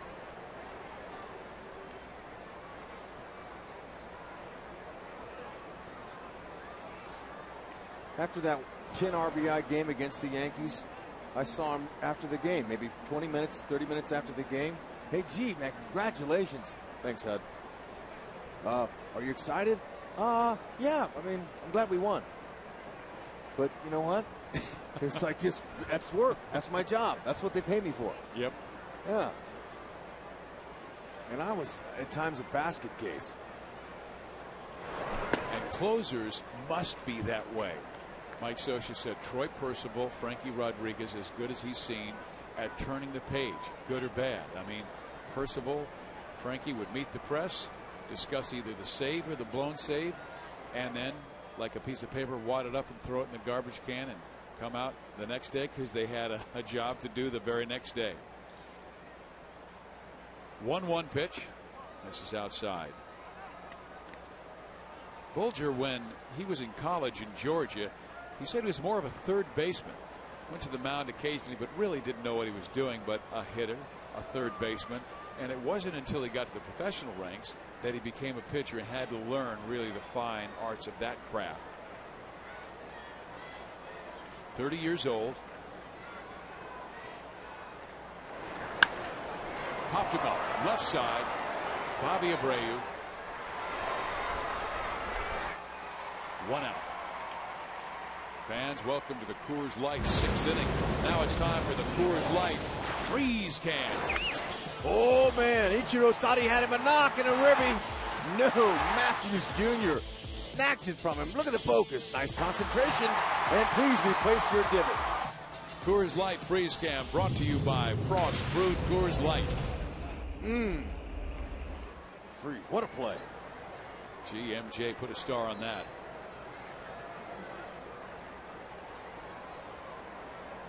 One out, one on. Batter, Valentine. Homered his last time up. Ball 1. You can see the velocity that Jason has. He can locate that heater down with that big hook he has. Oh, he understands the opportunity. With the bullpen starting off a little rough, he says, you know what? I got a chance to really make a better role for myself here. And Rex, now's the time you can tell that story about you and Jason going to Wilson Elementary yesterday, right? Well, yeah, well, I mean, we talked about it a little bit before. We might have a new audience. But I'm going to tell you, you talked about how fun it is for us, but to have a real Major League and an Angel with you.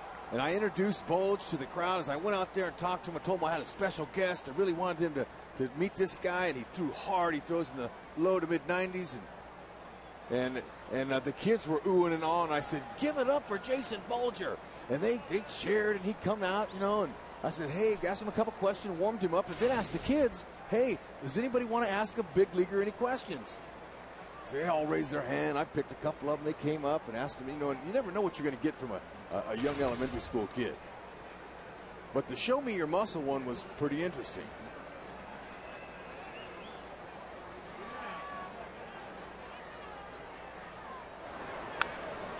back, and I'm sure there was a lot of instruction from you and Jason about homework, responsibilities, this discipline of doing your homework and staying in school, getting a good education. Right, that's the part of Adopt a School program that the Angels are involved in. You know, we're going to be involved. They're going to do 3 or 4 more of those elementary schools across Orange County, and they're rewarded. They get tickets to Angel games for good behavior, being on time, being a good student.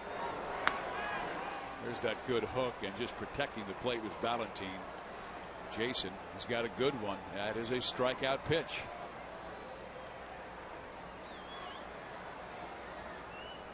But you know, when the kid asked him, "Can you show me your muscle?" and he did, I saw the big scar on his arm from his surgery that he had, and I go, "Whoa, man, look at that! Is that a shark bite? What happened?" Then he got to tell the kids about the surgery and how it takes a guy sometimes some time, and you can't quit, you can't give up. You know, I had to take some time for my arm to heal, and I said, "Kids, did you hear that? Never give up. Don't quit." And I had him chant, "Don't quit, don't quit." You know what? You would be great as the Pep Club president. Oh, we were working him. How he got a base hit on that pitch, I don't know. Going first to third is Branyan. He is safe at third, but that was a tremendous pitch and a great at-bat by Ballantine to sneak it into right field. Well, as he's got a little smile on his face, he was off balance, and to use a term that's used in baseball, that ball had eyes on it. Look at that, he's falling out. He didn't even mean to swing at it. He's falling out of the batter's box. He was fooled on it, and he just somehow slapped it by Morales. Well, Seattle's come out of the gates hot. He backs up. Look at, he falls out. His backside goes out. Stayed through it. First and third. Here is Rob Johnson, who has had a very good start to his career, now batting .286. Bolger wants to keep it down, get that double play, get out of the inning.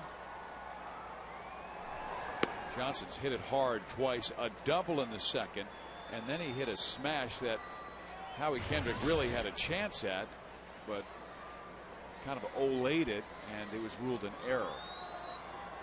Kendrick charged with an error. The Angels have suffered 13 errors now in 17 games, and that's way too many. They were supposed to be better defensively than this.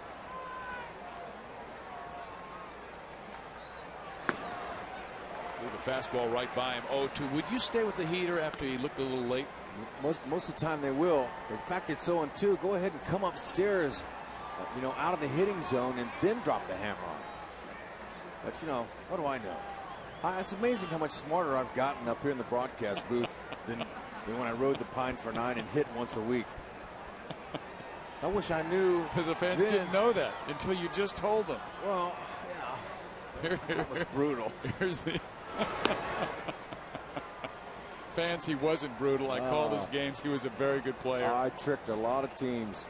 Yeah, I wish I would have had your time in the big leagues, brother. And I got to be careful in Philadelphia because the authorities are still looking for me there for the heist I pulled off there. All right, Bolge wants to put him in the lane. He'll take a strikeout or a lane ball. Coming in. And he hits it to left field, and Abreu makes a basket catch. The throw's coming home. It's a good one. Safe!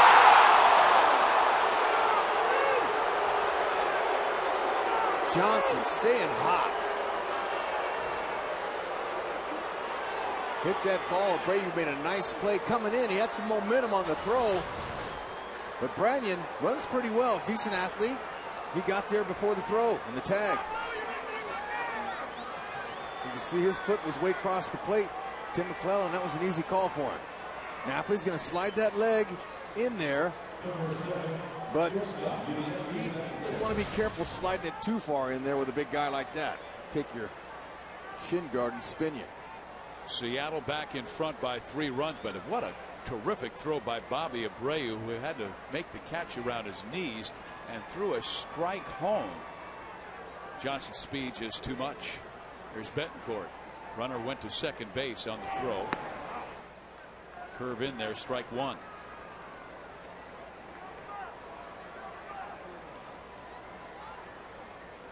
Bulger's actually thrown better than the results. Got a broken bat base hit by Branyan, a seeing eye, single by Ballantine, and then the sacrifice fly. Another hook for a strike. Okay, he's working ahead of hitters. You just wonder how much better Seattle is than 101 losses a year ago, than 39 games back of the Angels. They're playing lights out baseball to start 2009.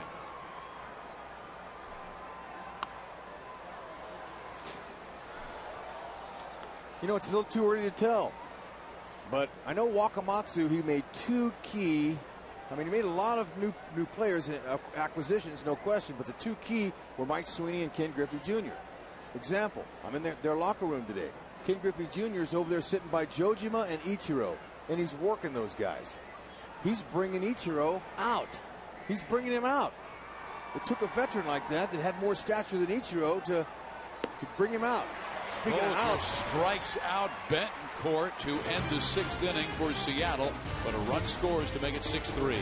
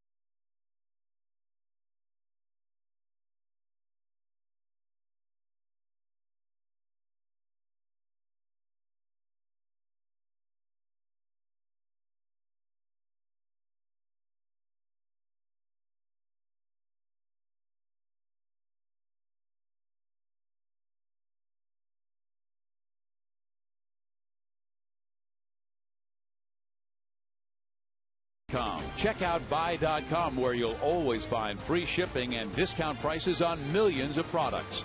And by all 59 Southern California Toyota dealers, we make it easy. Back at the Big A, Seattle with a 3-run lead, 6-3, and fans, Family Sundays at Angel Stadium include a wide variety of free activities for kids, such as games and arts and crafts located in the right field pavilion. The next Family Sunday takes place tomorrow afternoon. Tickets for this game are still available for $3 in the view level and $5 in the lower view level. Great deals. All you have to do is use the password GLAD at the Angel Stadium ticket window or angelsbaseball.com. It'll be Washburn against Weaver tomorrow. Well, Silva is out, went 5 innings, gave up 3 runs. His back might have been getting a little creaky there in the later frames.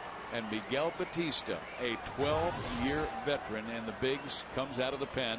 And look at that ERA, 1.29. Yep, he's got an aggressive fastball that he'll challenge hitters with. It'll go about 93. He's got a curve, slider, change, and a split finger. He's got all 4 of them. Now, he probably doesn't use them that much out of the bullpen, not all of his pitches. But he's mainly going to rely on that fastball curve, and he'll throw a few splitties. Well, it's amazing how effective their bullpen has been. It is #1 in the American League right now, and they have a lot of young players out there. There's a ground ball to first base. Morales is out. And there's one down to start the bottom of the 6th inning. And here's tonight's Land Rover extraordinary play. Okay, here we go. Kendry Morales, an extraordinary swing. Nice opposite field shot. Morales checking in with his 2nd home run of the season for the Halos. Land Rover, designed for the extraordinary. Mike Napoli with 1 out. For fans who ask the question, why are the M's winning, a team that lost 101 last year? It's about pitching. The only team in the major leagues with an ERA under 3. They have the top bullpen, and ERA under 2. How about this? Don Wakamatsu has 3 relievers who have not allowed a run this year, and 3 more relievers with an ERA under 1.9. Here is Napoli, center field. Chavez at the track pulls it down, 2 outs. Our Jack in the box, outside the box. Gary Matthews Jr. Okay, now he got a hold of one, but a fan reached over. Now Socha came out and said, hey, look, the umpire, Greg Gibson, called it a double. He saw it off the wall. He was correct. 2 bases. As they went back and reviewed it, Matthews' heart was broken. He wanted a home run, and he ends up with a double. Well, why not now then? Now let's see if he can jump on Miguel Batista for a big fly. 2 outs, nobody on. Angels keep pressuring Seattle, but Seattle comes back and pushes that lead back to 3. That was the first review at Angel Stadium. And as you said, they were correct, because when we showed our replay, you could clearly see that the young man leaned over and caught it as if it was going to glance off the scoreboard right next to that Tampa Bay score. Yeah, well, that's good. You know, that backed the correct call of Greg Gibson.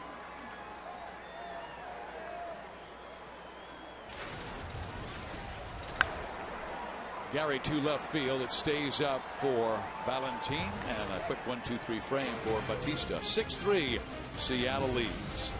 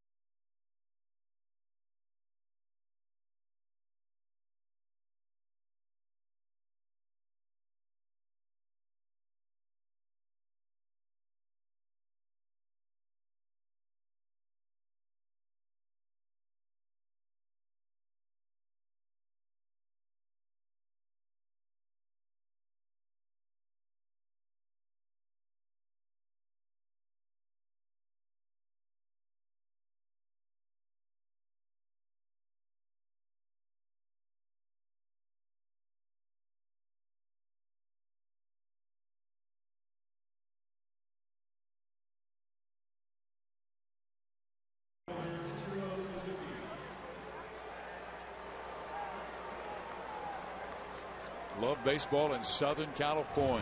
Comfortable. Fans can come out. You can bring your blankets if you want, because it's a cool evening here in April, but nothing like they have in the Midwest or the East. It's still great weather in Southern California. Here at the Big A, terrific crowd on hand. They still believe that this team is really good. Angels have started off slowly, 6-10, 4.5 games back of Seattle, and trailing the first place Mariners by 3 tonight. Ichiro is 1 for 3. He was robbed of a hit on a tremendous catch by Gary Matthews Jr. How about that? Now that's one way to keep your head warm. Been a good night too. It's kind of chilly.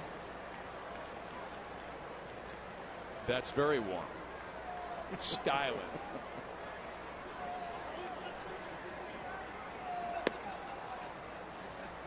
A ball and a strike.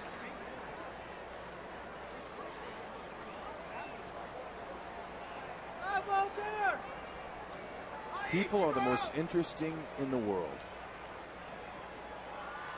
Unreal. I think, you know, everyone's got a story. And it's great. You know, there's a lot of things people have in common. There's some stories that you hear when you ask people, man.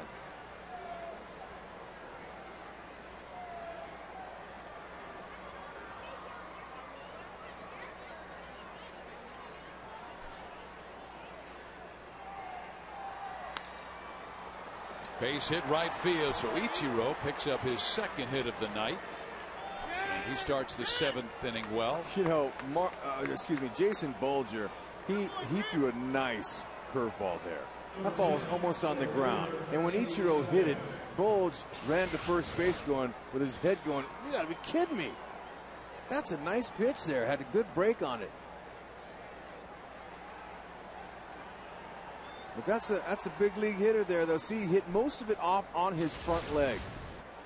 Okay, the weight was totally off his backside. Pretty safe to say he's a front leg hitter. Andy Chavez might be sacrificing. Okay, let's watch that again. Let's see the balance of the shift. Okay, he's all on his weight's on the backside. Okay, now that foot is almost off the ground. But he keeps his hands through the zone, though. I mean, he keeps them back and they come through the zone.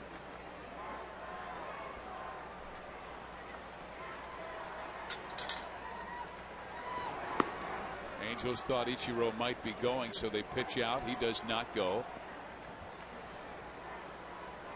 He is 2 for 3 stealing bases this year. Don Wakamatsu certainly not comfortable with a 3-run lead on the road, and the Angels tore up these Mariners last year, winning 14 of 19 games.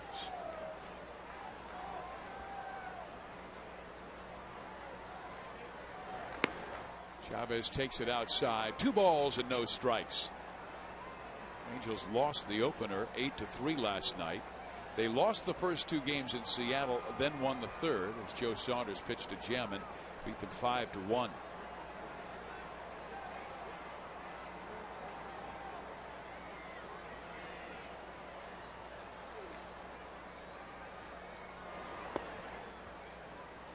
Keep thinking Ichiro's going to go. Now the count is 3-0, and now they've got to go after him. Yeah, they can't worry about a base runner now. They're down 3 runs. It's getting late in the game.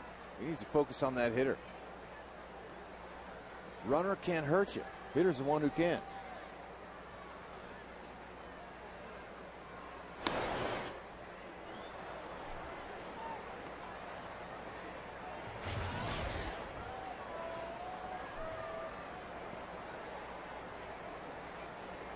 You wouldn't think they would send Ichiro here. And I would think Chavez would be taking as Daniel Davidson is warming up in the bullpen. Yes, sir. Strike in there, 3-1. Snuck it in there. Hey, Griff, what's up, Griff? How you, kid? Got it, baby. They may run Suzuki, though, here. Lee Tinsley talking with him.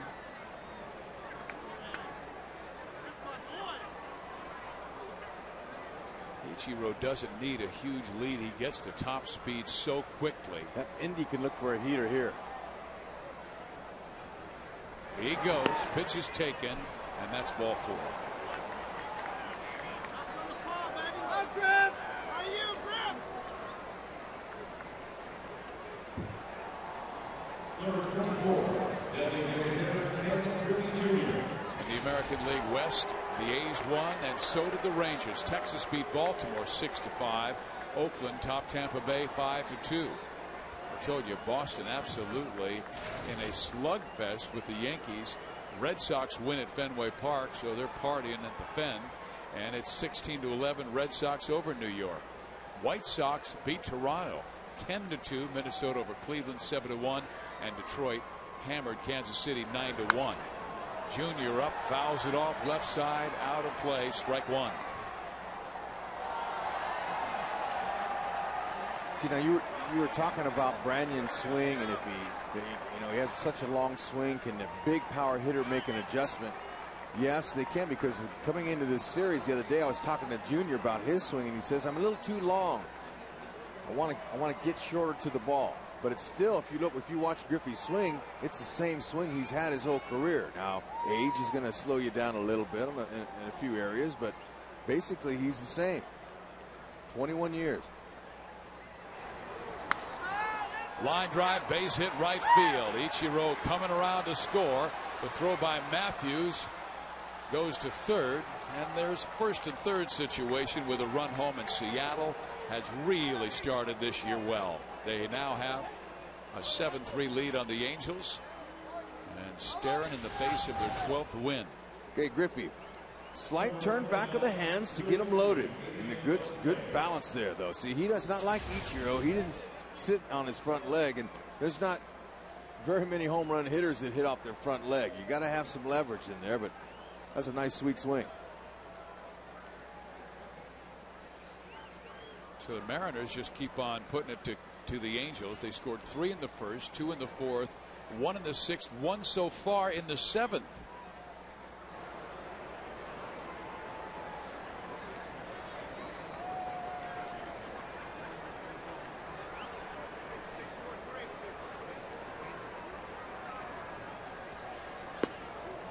Curveball misses. Ball 1.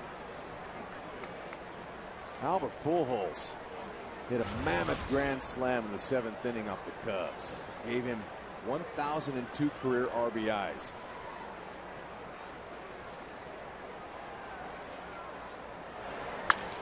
Line drive off the glove of Kendrick will score another. 8-3 Seattle in the 7th.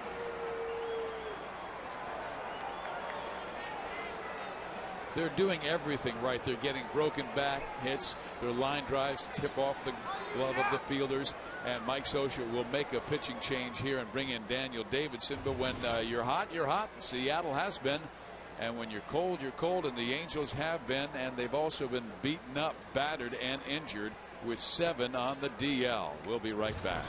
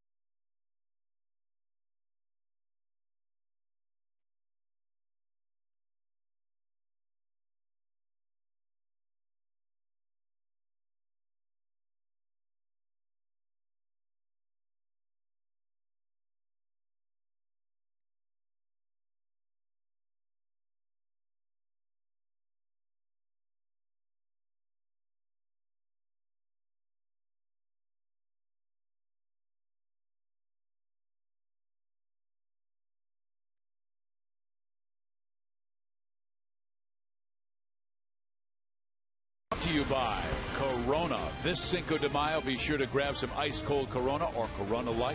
The perfect holiday for Mexico's favorite beer. Relax responsibly.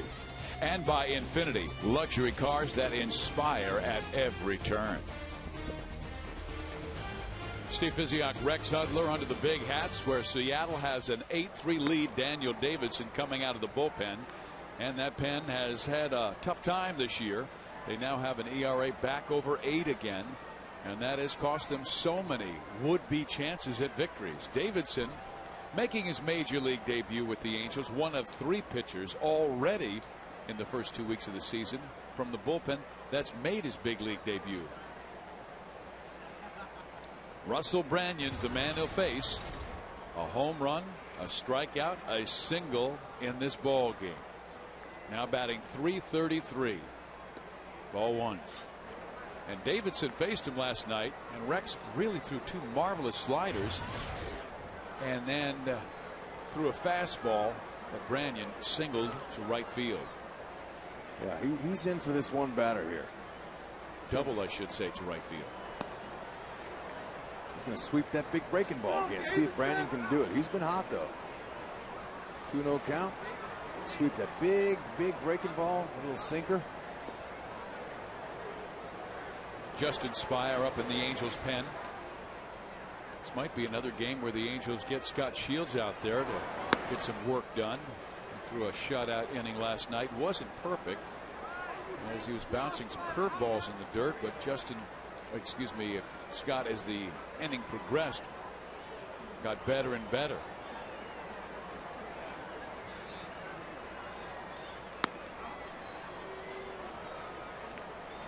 Three and one.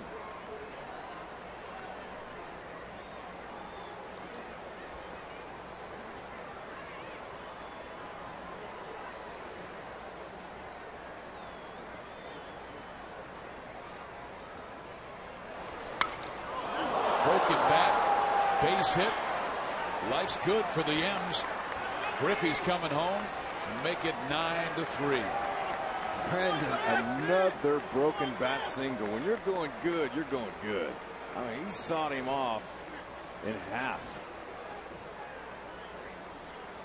Well, they're glad they're catching the Angels down right now, and Mike Scioscia making the move because Davidson, his job to get left-handers out, didn't with Branyan last night, didn't with Branyan tonight.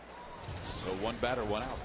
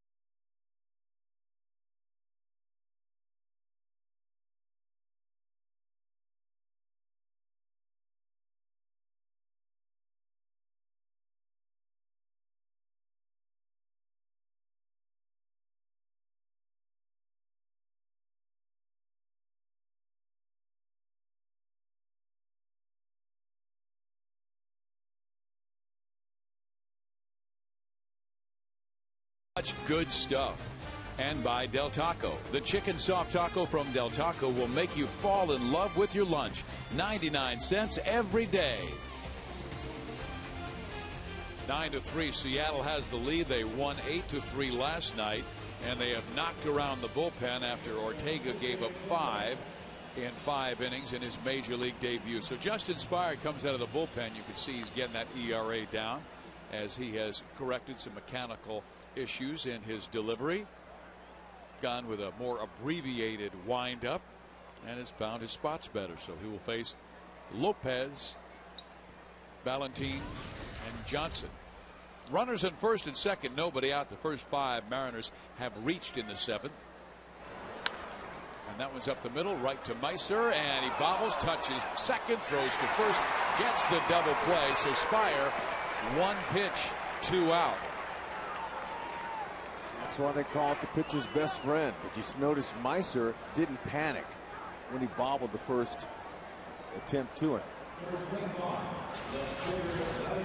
Calmed himself. Watch this. He took it easy, stepped from the base, right over the top.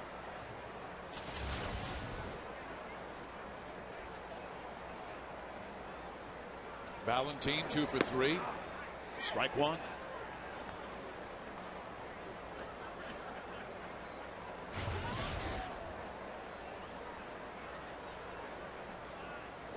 Valentin struck out his first time, homered in the 4th, singled his last time up. Justin with a backdoor Split finger pitch, it looked like. Just barely missed the inside corner. Yep, he's going to throw that tumbler. It's almost like a forkball. There's a difference. Hitters will see a forkball tumbling. You can see the rotation. Split fingers, you can't. It's disguised as a fastball, but goes down. But both of them are thrown with split. Hit sharply as Torres gobbles it up. Throws him out. So Spire does a nice job coming out of that bullpen. Seattle, though, scores 3 in the 7th.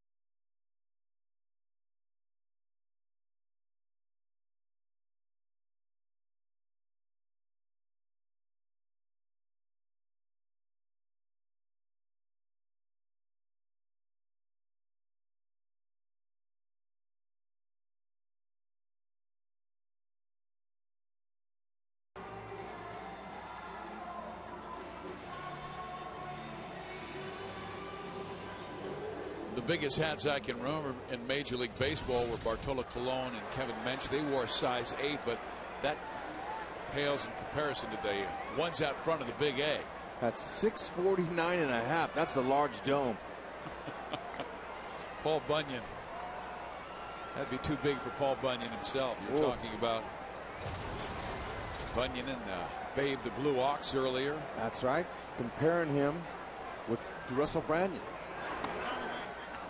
Miguel Batista will stay on for the 7th inning as Carlos Silva, he's getting closer and closer to breaking that winless streak over his last 14 starts. He is 0-8 his last 14 starts, but he could beat the Angels tonight as he went 5 decent innings. It was not a quality start as he gave up 3 and 5.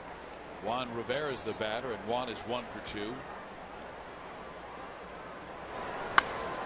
That's up the middle and cut off by the second baseman Lopez. You can say what you want, Rex, about all the injuries, but the bullpen, while they've had their struggles as well, the team has to hit. And the Angels, .269 batting average, 4.5 runs per game is not going to get it done. This was an offense that was firing in all cylinders and has really been pretty much on empty coming out of spring training. Outside of 2 guys, Hunter and Abreu. They've been doing most of the hitting. Howie Kendrick, expected to really have a excellent year, has had a very slow start. .203 batting average. Batista backs him off with an inside heater. Kendrick hit by a pitch back in the 3rd inning, scored a run, and lined out in his last at bat. They need his thunder because he was hitting 2 earlier. Now he's hitting 9.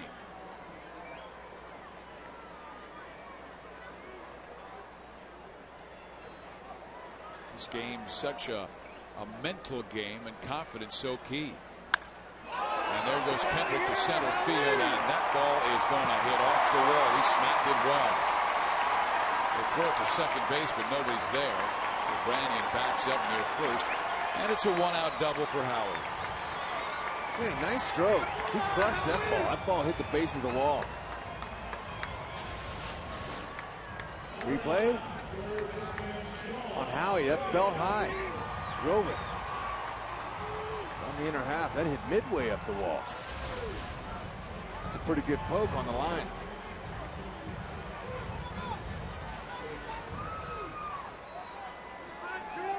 Sean Figgins will try and knock him in. Sean is 1 for 3 in the game. The Angels with 7 hits. Seattle has 11.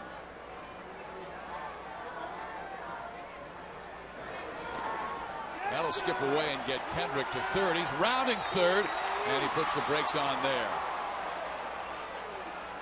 Yep. Down 6 runs. You definitely don't want to attempt that.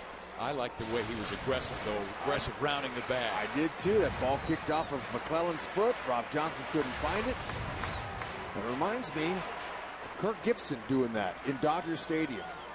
On a pass ball from second base, he scored. Remember Big Daddy? In Chicago, we did that game a few years ago, and they called it Vladdy's Mad Dash. Oh, yeah. I remember that. That was on an infield hit, though. Yeah. It wasn't anything like this one I'm talking about. This was pretty cool. I was in the opposing dugout playing for the Expos, and I got goosebumps. It was a game winner, by the way. Kirk Gibson, he was unbelievable. I would imagine. I mean, the crowd flying and he hit third base, with all elbows and knees, and the crowd just gradually roared. He just came up, and then in full out, here he comes. But Howie did the right thing. Figgins swings and misses and strikes out. The Angels really struggling with runners in scoring position in this series. And this week, NASCAR on Fox moves to the Talladega Superspeedway, where Kyle Busch will try to defend his title against a full field of the world's best drivers. Coverage of the Sprint Cup Series racing from Talladega begins tomorrow at 1 Eastern, 10 Pacific in high definition on Fox. Here's Meiser as tourist, the Angels' last chance to get Kendrick home from third base. Unless he walks, they need to come through with a big base hit. And as Turris had a big hit back in the third inning, with the bases loaded, that drove in a run. Outside.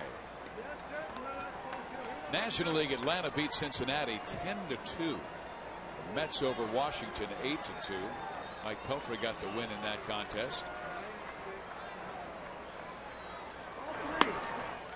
From what I understand, the Mets were really turning some fine defense. David Wright with 2 exceptional plays in that game.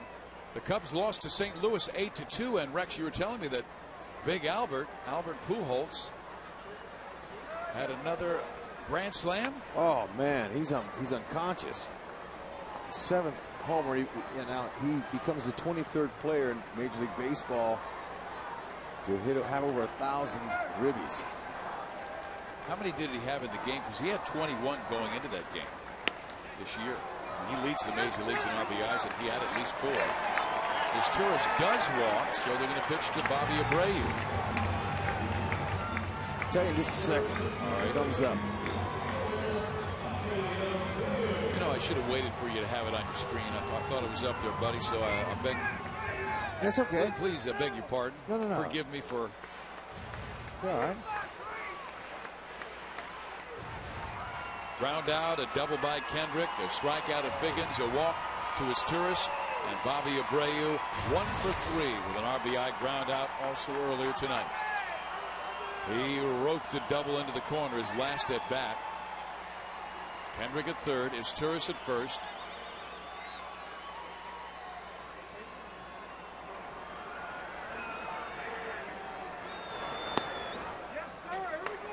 Yeah, Albert Pujols. They said he hit a mammoth grand slam in the 7th inning on Saturday to give him 1,002 career RBIs. That makes him the 23rd active player to pass 1,000 Major League RBIs.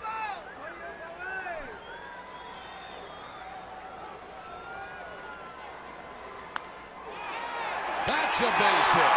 Abreu comes through in the clutch. Kendrick will score as Turris stays at second base. But the Angels needed a little of that just to give them some life.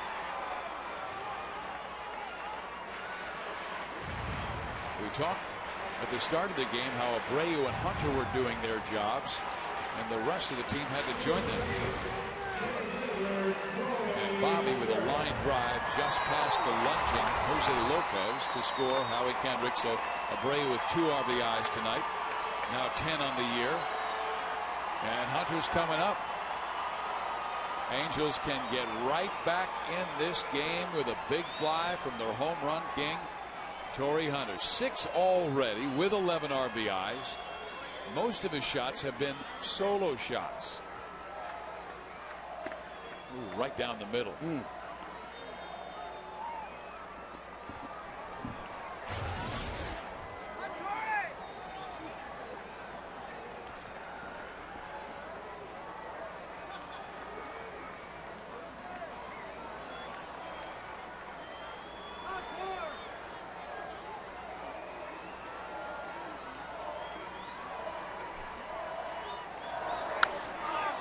Out of play, so Hunter down in the count. No balls, 2 strikes.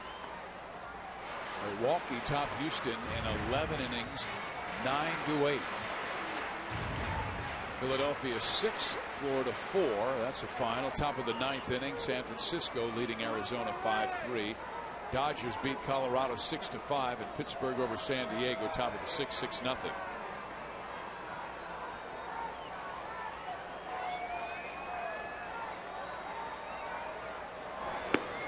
Outside. Tell you, for the age of 38, 12 years in the bigs, he still has pretty good giddy up on that fastball. Last one hit 93 miles an hour. This is a guy who's been a starter and a reliever in his past. Very bright guy out of the Dominican Republic. He's written some books in the offseason. There have been some good sellers back home.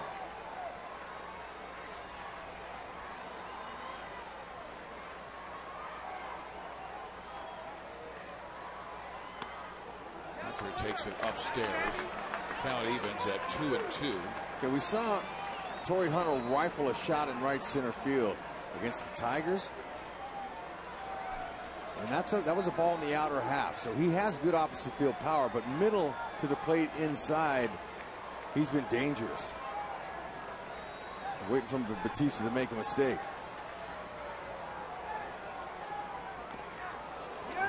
That's a little too far inside.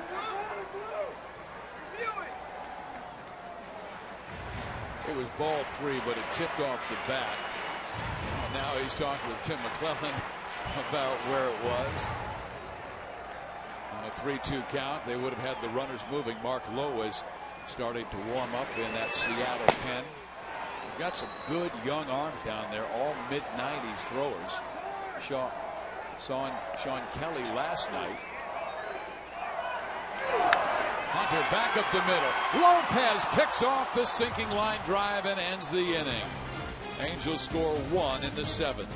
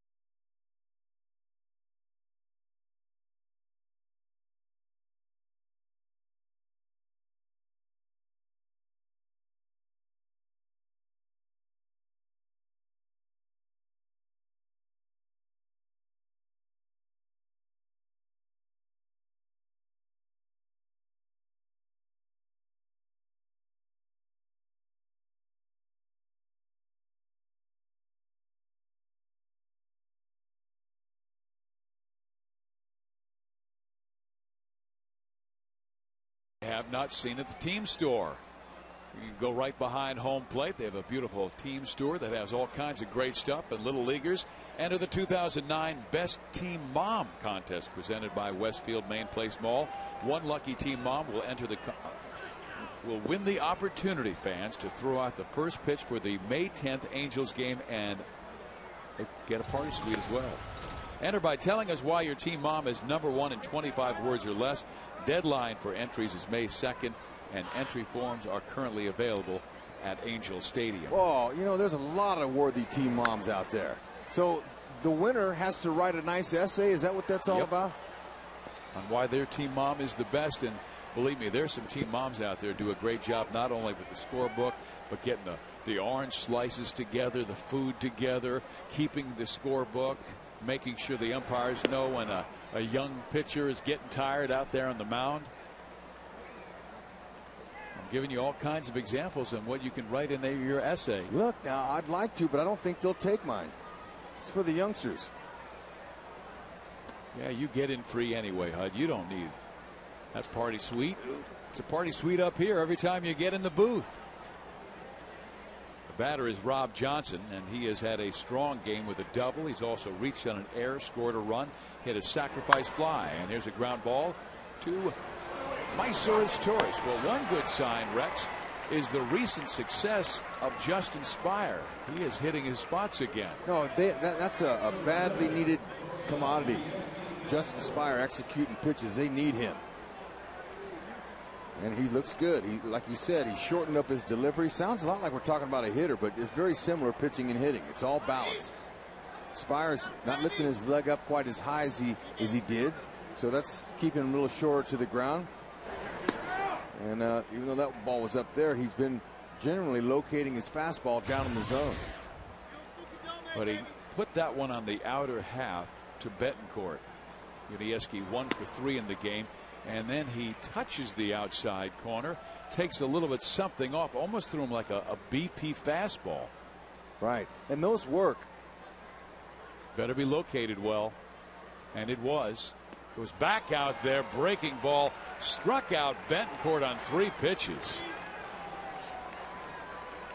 You know, it's the little things, the fundamentals that are going to get the Angels back to the winning ways. Certainly, they need guys like Lackey and Santana who are getting close to coming back, and they need the big guy, the Thunder, in the middle of the lineup, and Vladimir Guerrero. It'll be some time before he comes back. But the Angels moving in that direction. They've got Guerrero, Lackey, Santana, Escobar, Mosley, Oliver, Jepson currently on the DL. But Seattle will go through their tough times, and so will Texas, and so will Oakland. Angels basically this first month will have to hang around.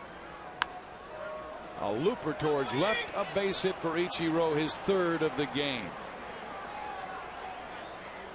You know, I was talking earlier about how Ken Griffey Jr. is bringing Ichiro out, and you know, that's something that I haven't seen. You know, Ichiro been here 8 years, and we go in that Mariners locker room and here, but they were joking and laughing, and they were teaching Ichiro some more English, and this is good. So their chemistry's changed from last year because they brought in so many different players. Andy Chavez, they got Junior, Sweeney, a couple new arms in the bullpen they haven't seen before. I mean, you know, this is you bring in one guy, that's the change in the chemistry, but if you bring in 5 or 6, it's a big change.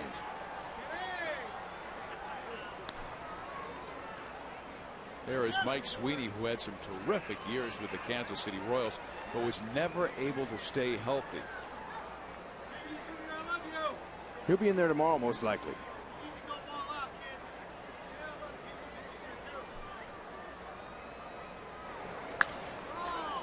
In the air, center field. Hunter has it measured, pulls it down for the final out of the 8th. So Spire, nice job in his 2 innings of work.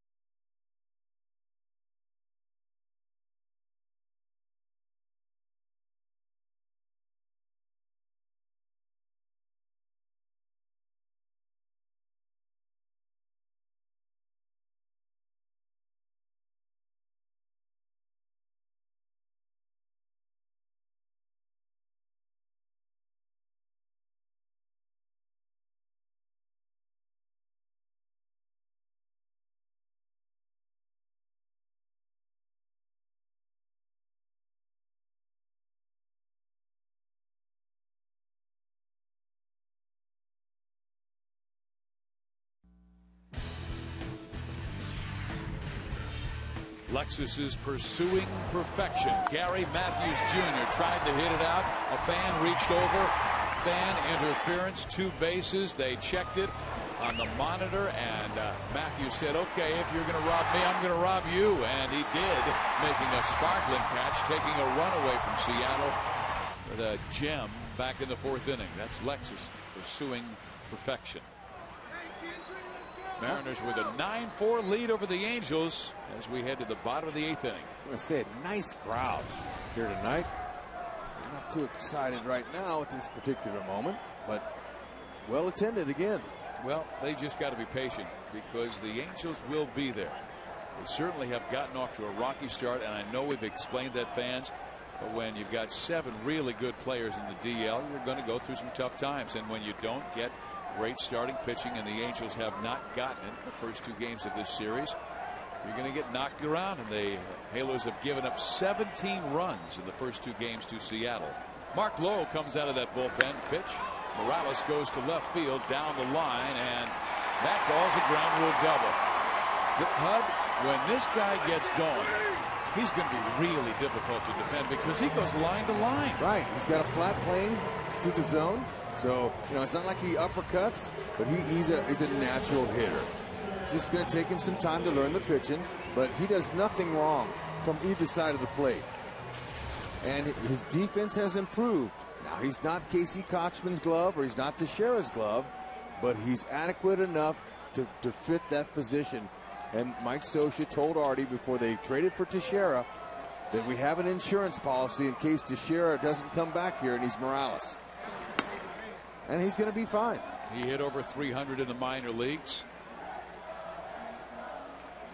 I mean, he came into the game with 9 ribbies, and he hit the homer. Now he's got 10.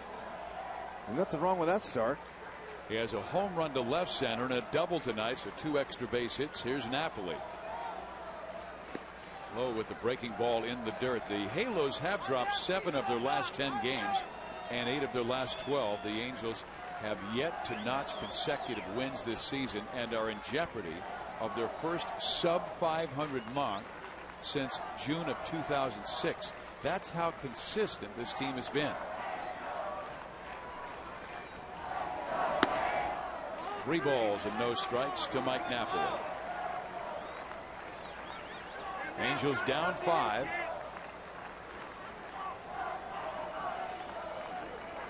One more tomorrow afternoon at 12:35. Jared Washburn against Jared Weaver. Fans, you can get great seats for tomorrow's game. There's $3 tickets. There's $5 tickets.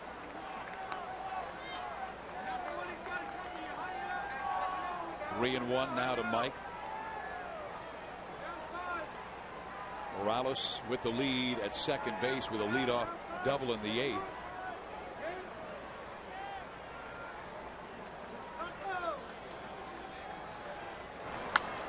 Ooh. Out of play. That's the swing he wants, though. Sean Kelly starting to warm up in that Seattle pen after a leadoff double, and then Lowe fell behind dramatically 3-0. This guy's got a good hard fastball.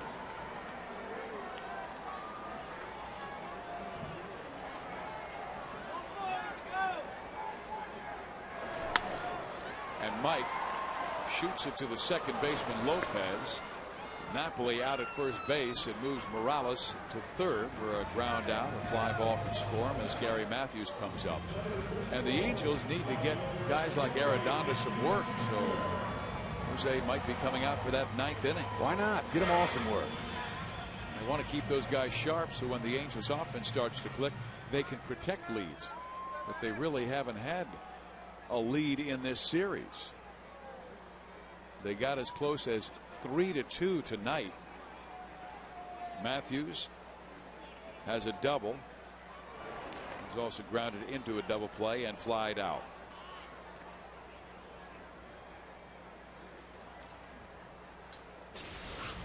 Okay. Nice job by Johnson. Good technique. Sometimes you got to get that arm in there. Whatever you got to do to not give him a free pass and a free run.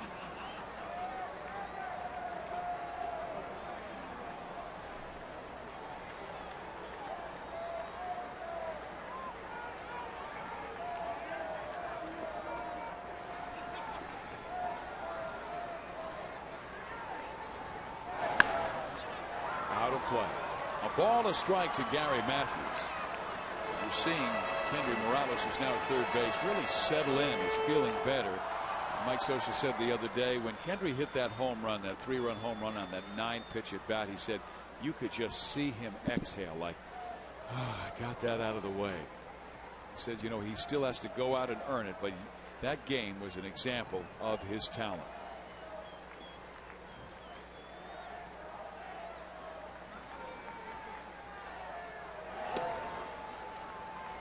Two and one. Junior, he's been swinging free and easy from the left side. Looks good. Now, last night against the lefty, he swung from the right side. Looked pretty good. But he's going to be doing most of his damage from the left side of the plate. And he'll face another lefty tomorrow, so he'll have a chance to face Washburn on the right side of the plate. You know, the Angels need to see more lefties. They're 1-4 now against left-handed starters. And fans, come to the ballpark. I have a feeling the Angels are going to play Brandon Wood tomorrow. I do too. The lefty will be out there, and Jared Washburn. Angels still very high on that young slugger who has started the year at third base, but one of the keys to his success is getting him at bats, and he is right behind Dustin Mosley, hanging out with his new haircut. Yep, could be an answer for some pop. You need some thunder. There you go. And he's a future star, in my opinion. And Rex, he can really pick it on defense. Popped a mile high on the infield, so unable to get Morales home. And the catch made by Betancourt. 2 outs.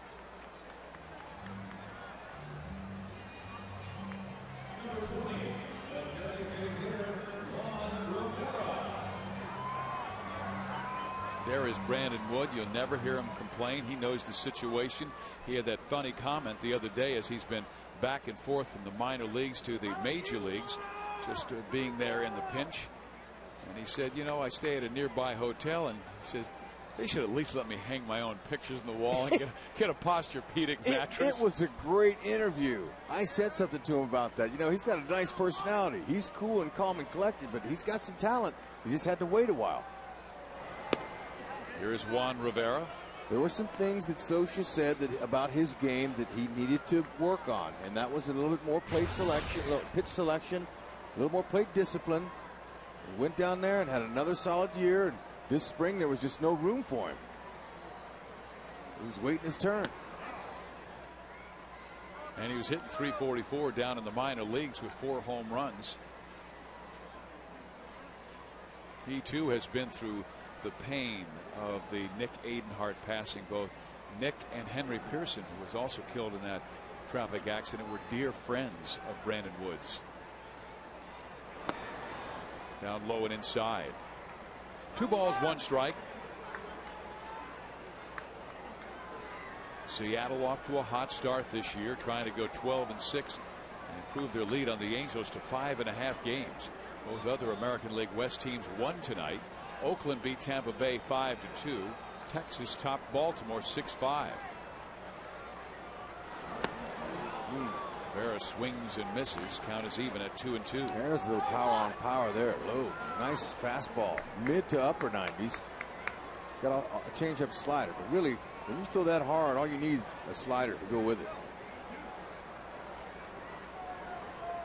Above average heater. They got some arms in that pin. And you said the bullpen's #1, and that's because they got some good hard throwers in there. And Rex, they've had uncommon success. I mean, how many teams do you know that have 3 relievers that have not allowed a run yet, and 3 other relievers who have an ERA under 1.9?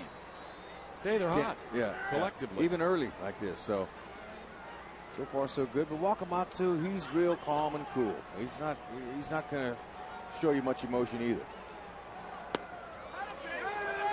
They walk Juan Rivera, so Lowe has been all over the place in this inning. Even the outs he's recorded on Mike Napoli and Gary Matthews, he was falling behind in the count. So he's living on the razor's edge, and maybe he'd make a mistake to Howie Kendrick, and Kendrick loves the heater. He has hit the ball hard twice in the game, lining out in the 4th and doubling and scoring a run in the 7th. And Rob Johnson calling time. He had looked over right before calling time to the dugout where Don Wakamatsu was, and now they want to figure out how they're going to cover it. Rivera at first base. Morales third base.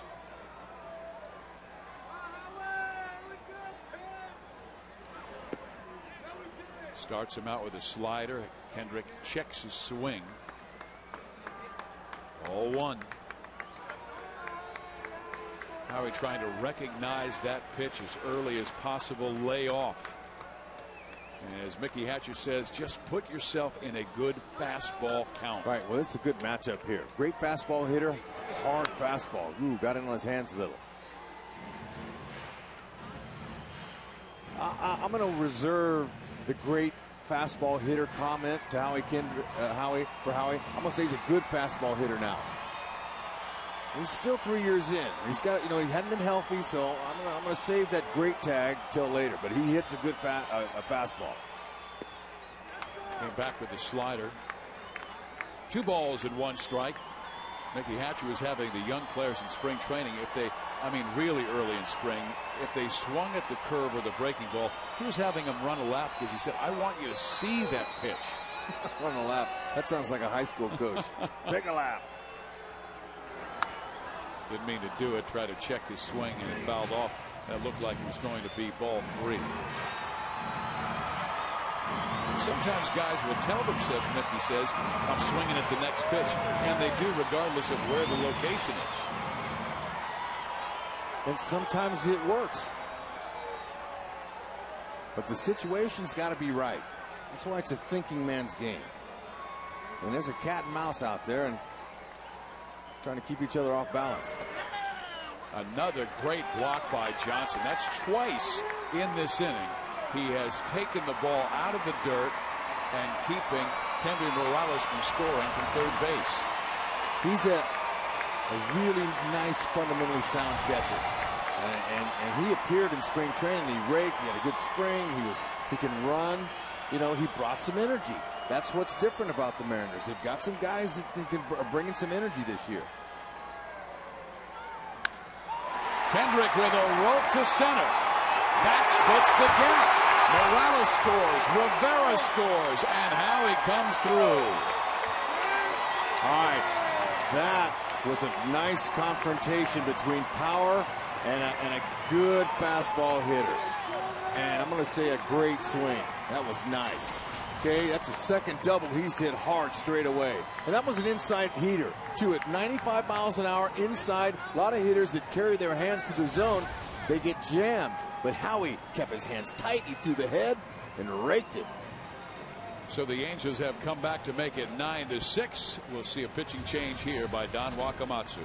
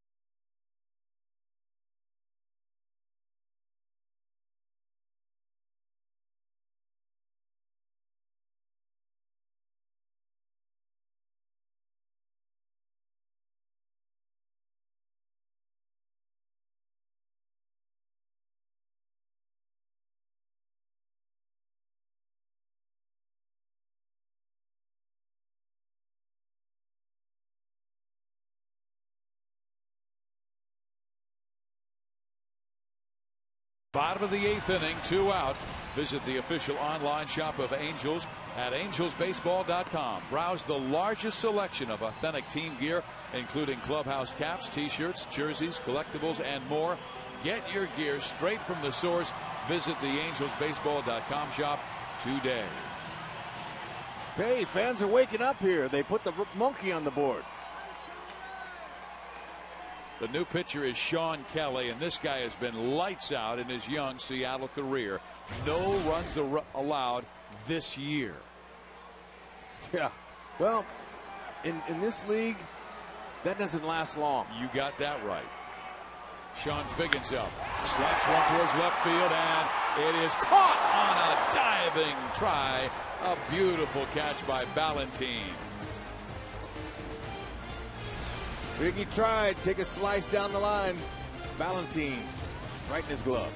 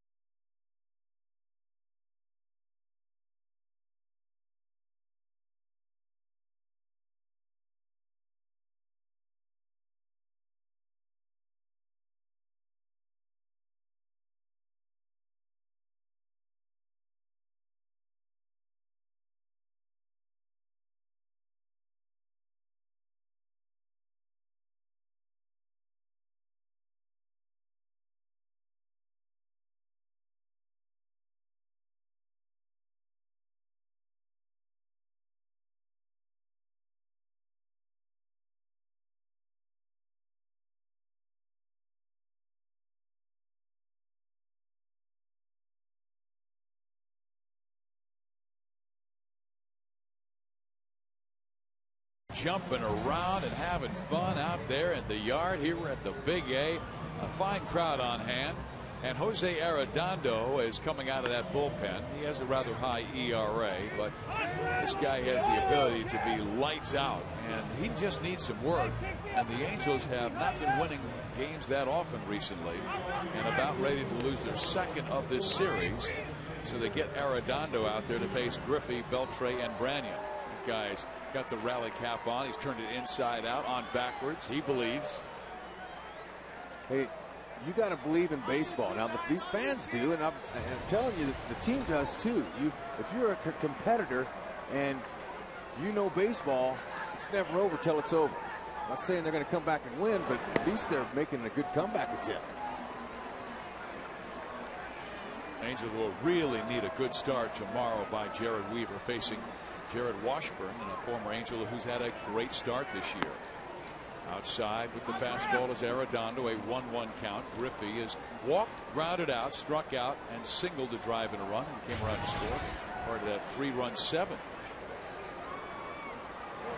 What the Angels have to do, Rex, is somehow they've got to get help from their middle relief now, because it seems like Spire's pitching well. Bolger did last night, or 2 nights ago, excuse me. But then Mike Scioscia saw Bolger give up, what was it, 2 or 3, and then Davidson came in and couldn't get his left-hander out. So the middle relief, if they did their job, Rex, this would be a tie game right now. Right, but they're paying the hitters to hit too. All right. Okay, so it's it's a thing that goes up and down. You know, they're going to get it back. They're going to pitch effectively. Kendrick gets it to Arredondo covering, 1 out, top of the 9th inning.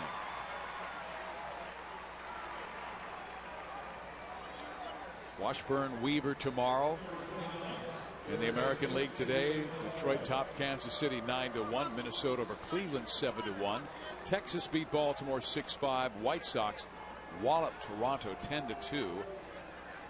Tampa Bay lost to Oakland 5-2, but the big game of the day in the American League at Fenway Park. Yankees at Boston 16-11 as the Red Sox came back from a 6-0 deficit to beat New York, and they are partying at the Fens tonight.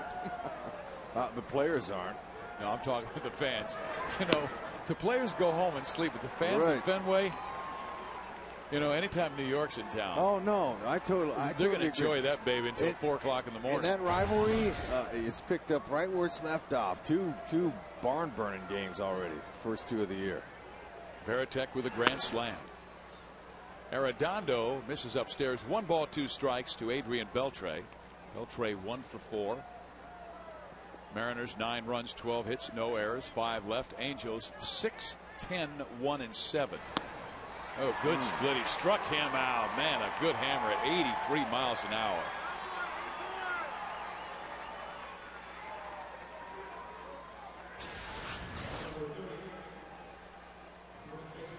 Good movement down. So that's your difference in the splitting forkball where it's tough to tell. Right. That one's a split finger.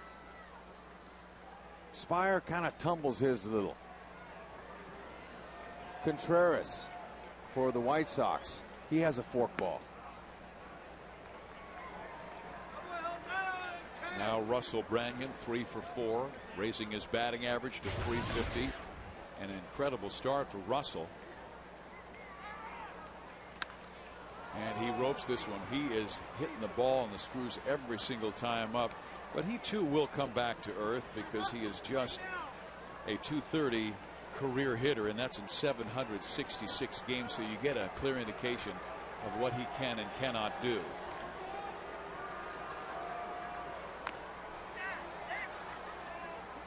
Yeah, every player wants to get off to a good start, but it's tough.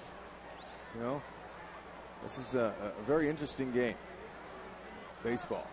And, you know, there's a lot of cliches because when it's been played for over 100 years, it's, you know, a lot of things hold true in baseball. And one of them is it's not how you start, it's how you finish. And that's true. You can have a great start in April, but you can hit the skids in May. And by the All-Star break, there's some guys getting let go, getting released. Yeah, the last time the Angels had a start this bad, they wound up winning the World Championship.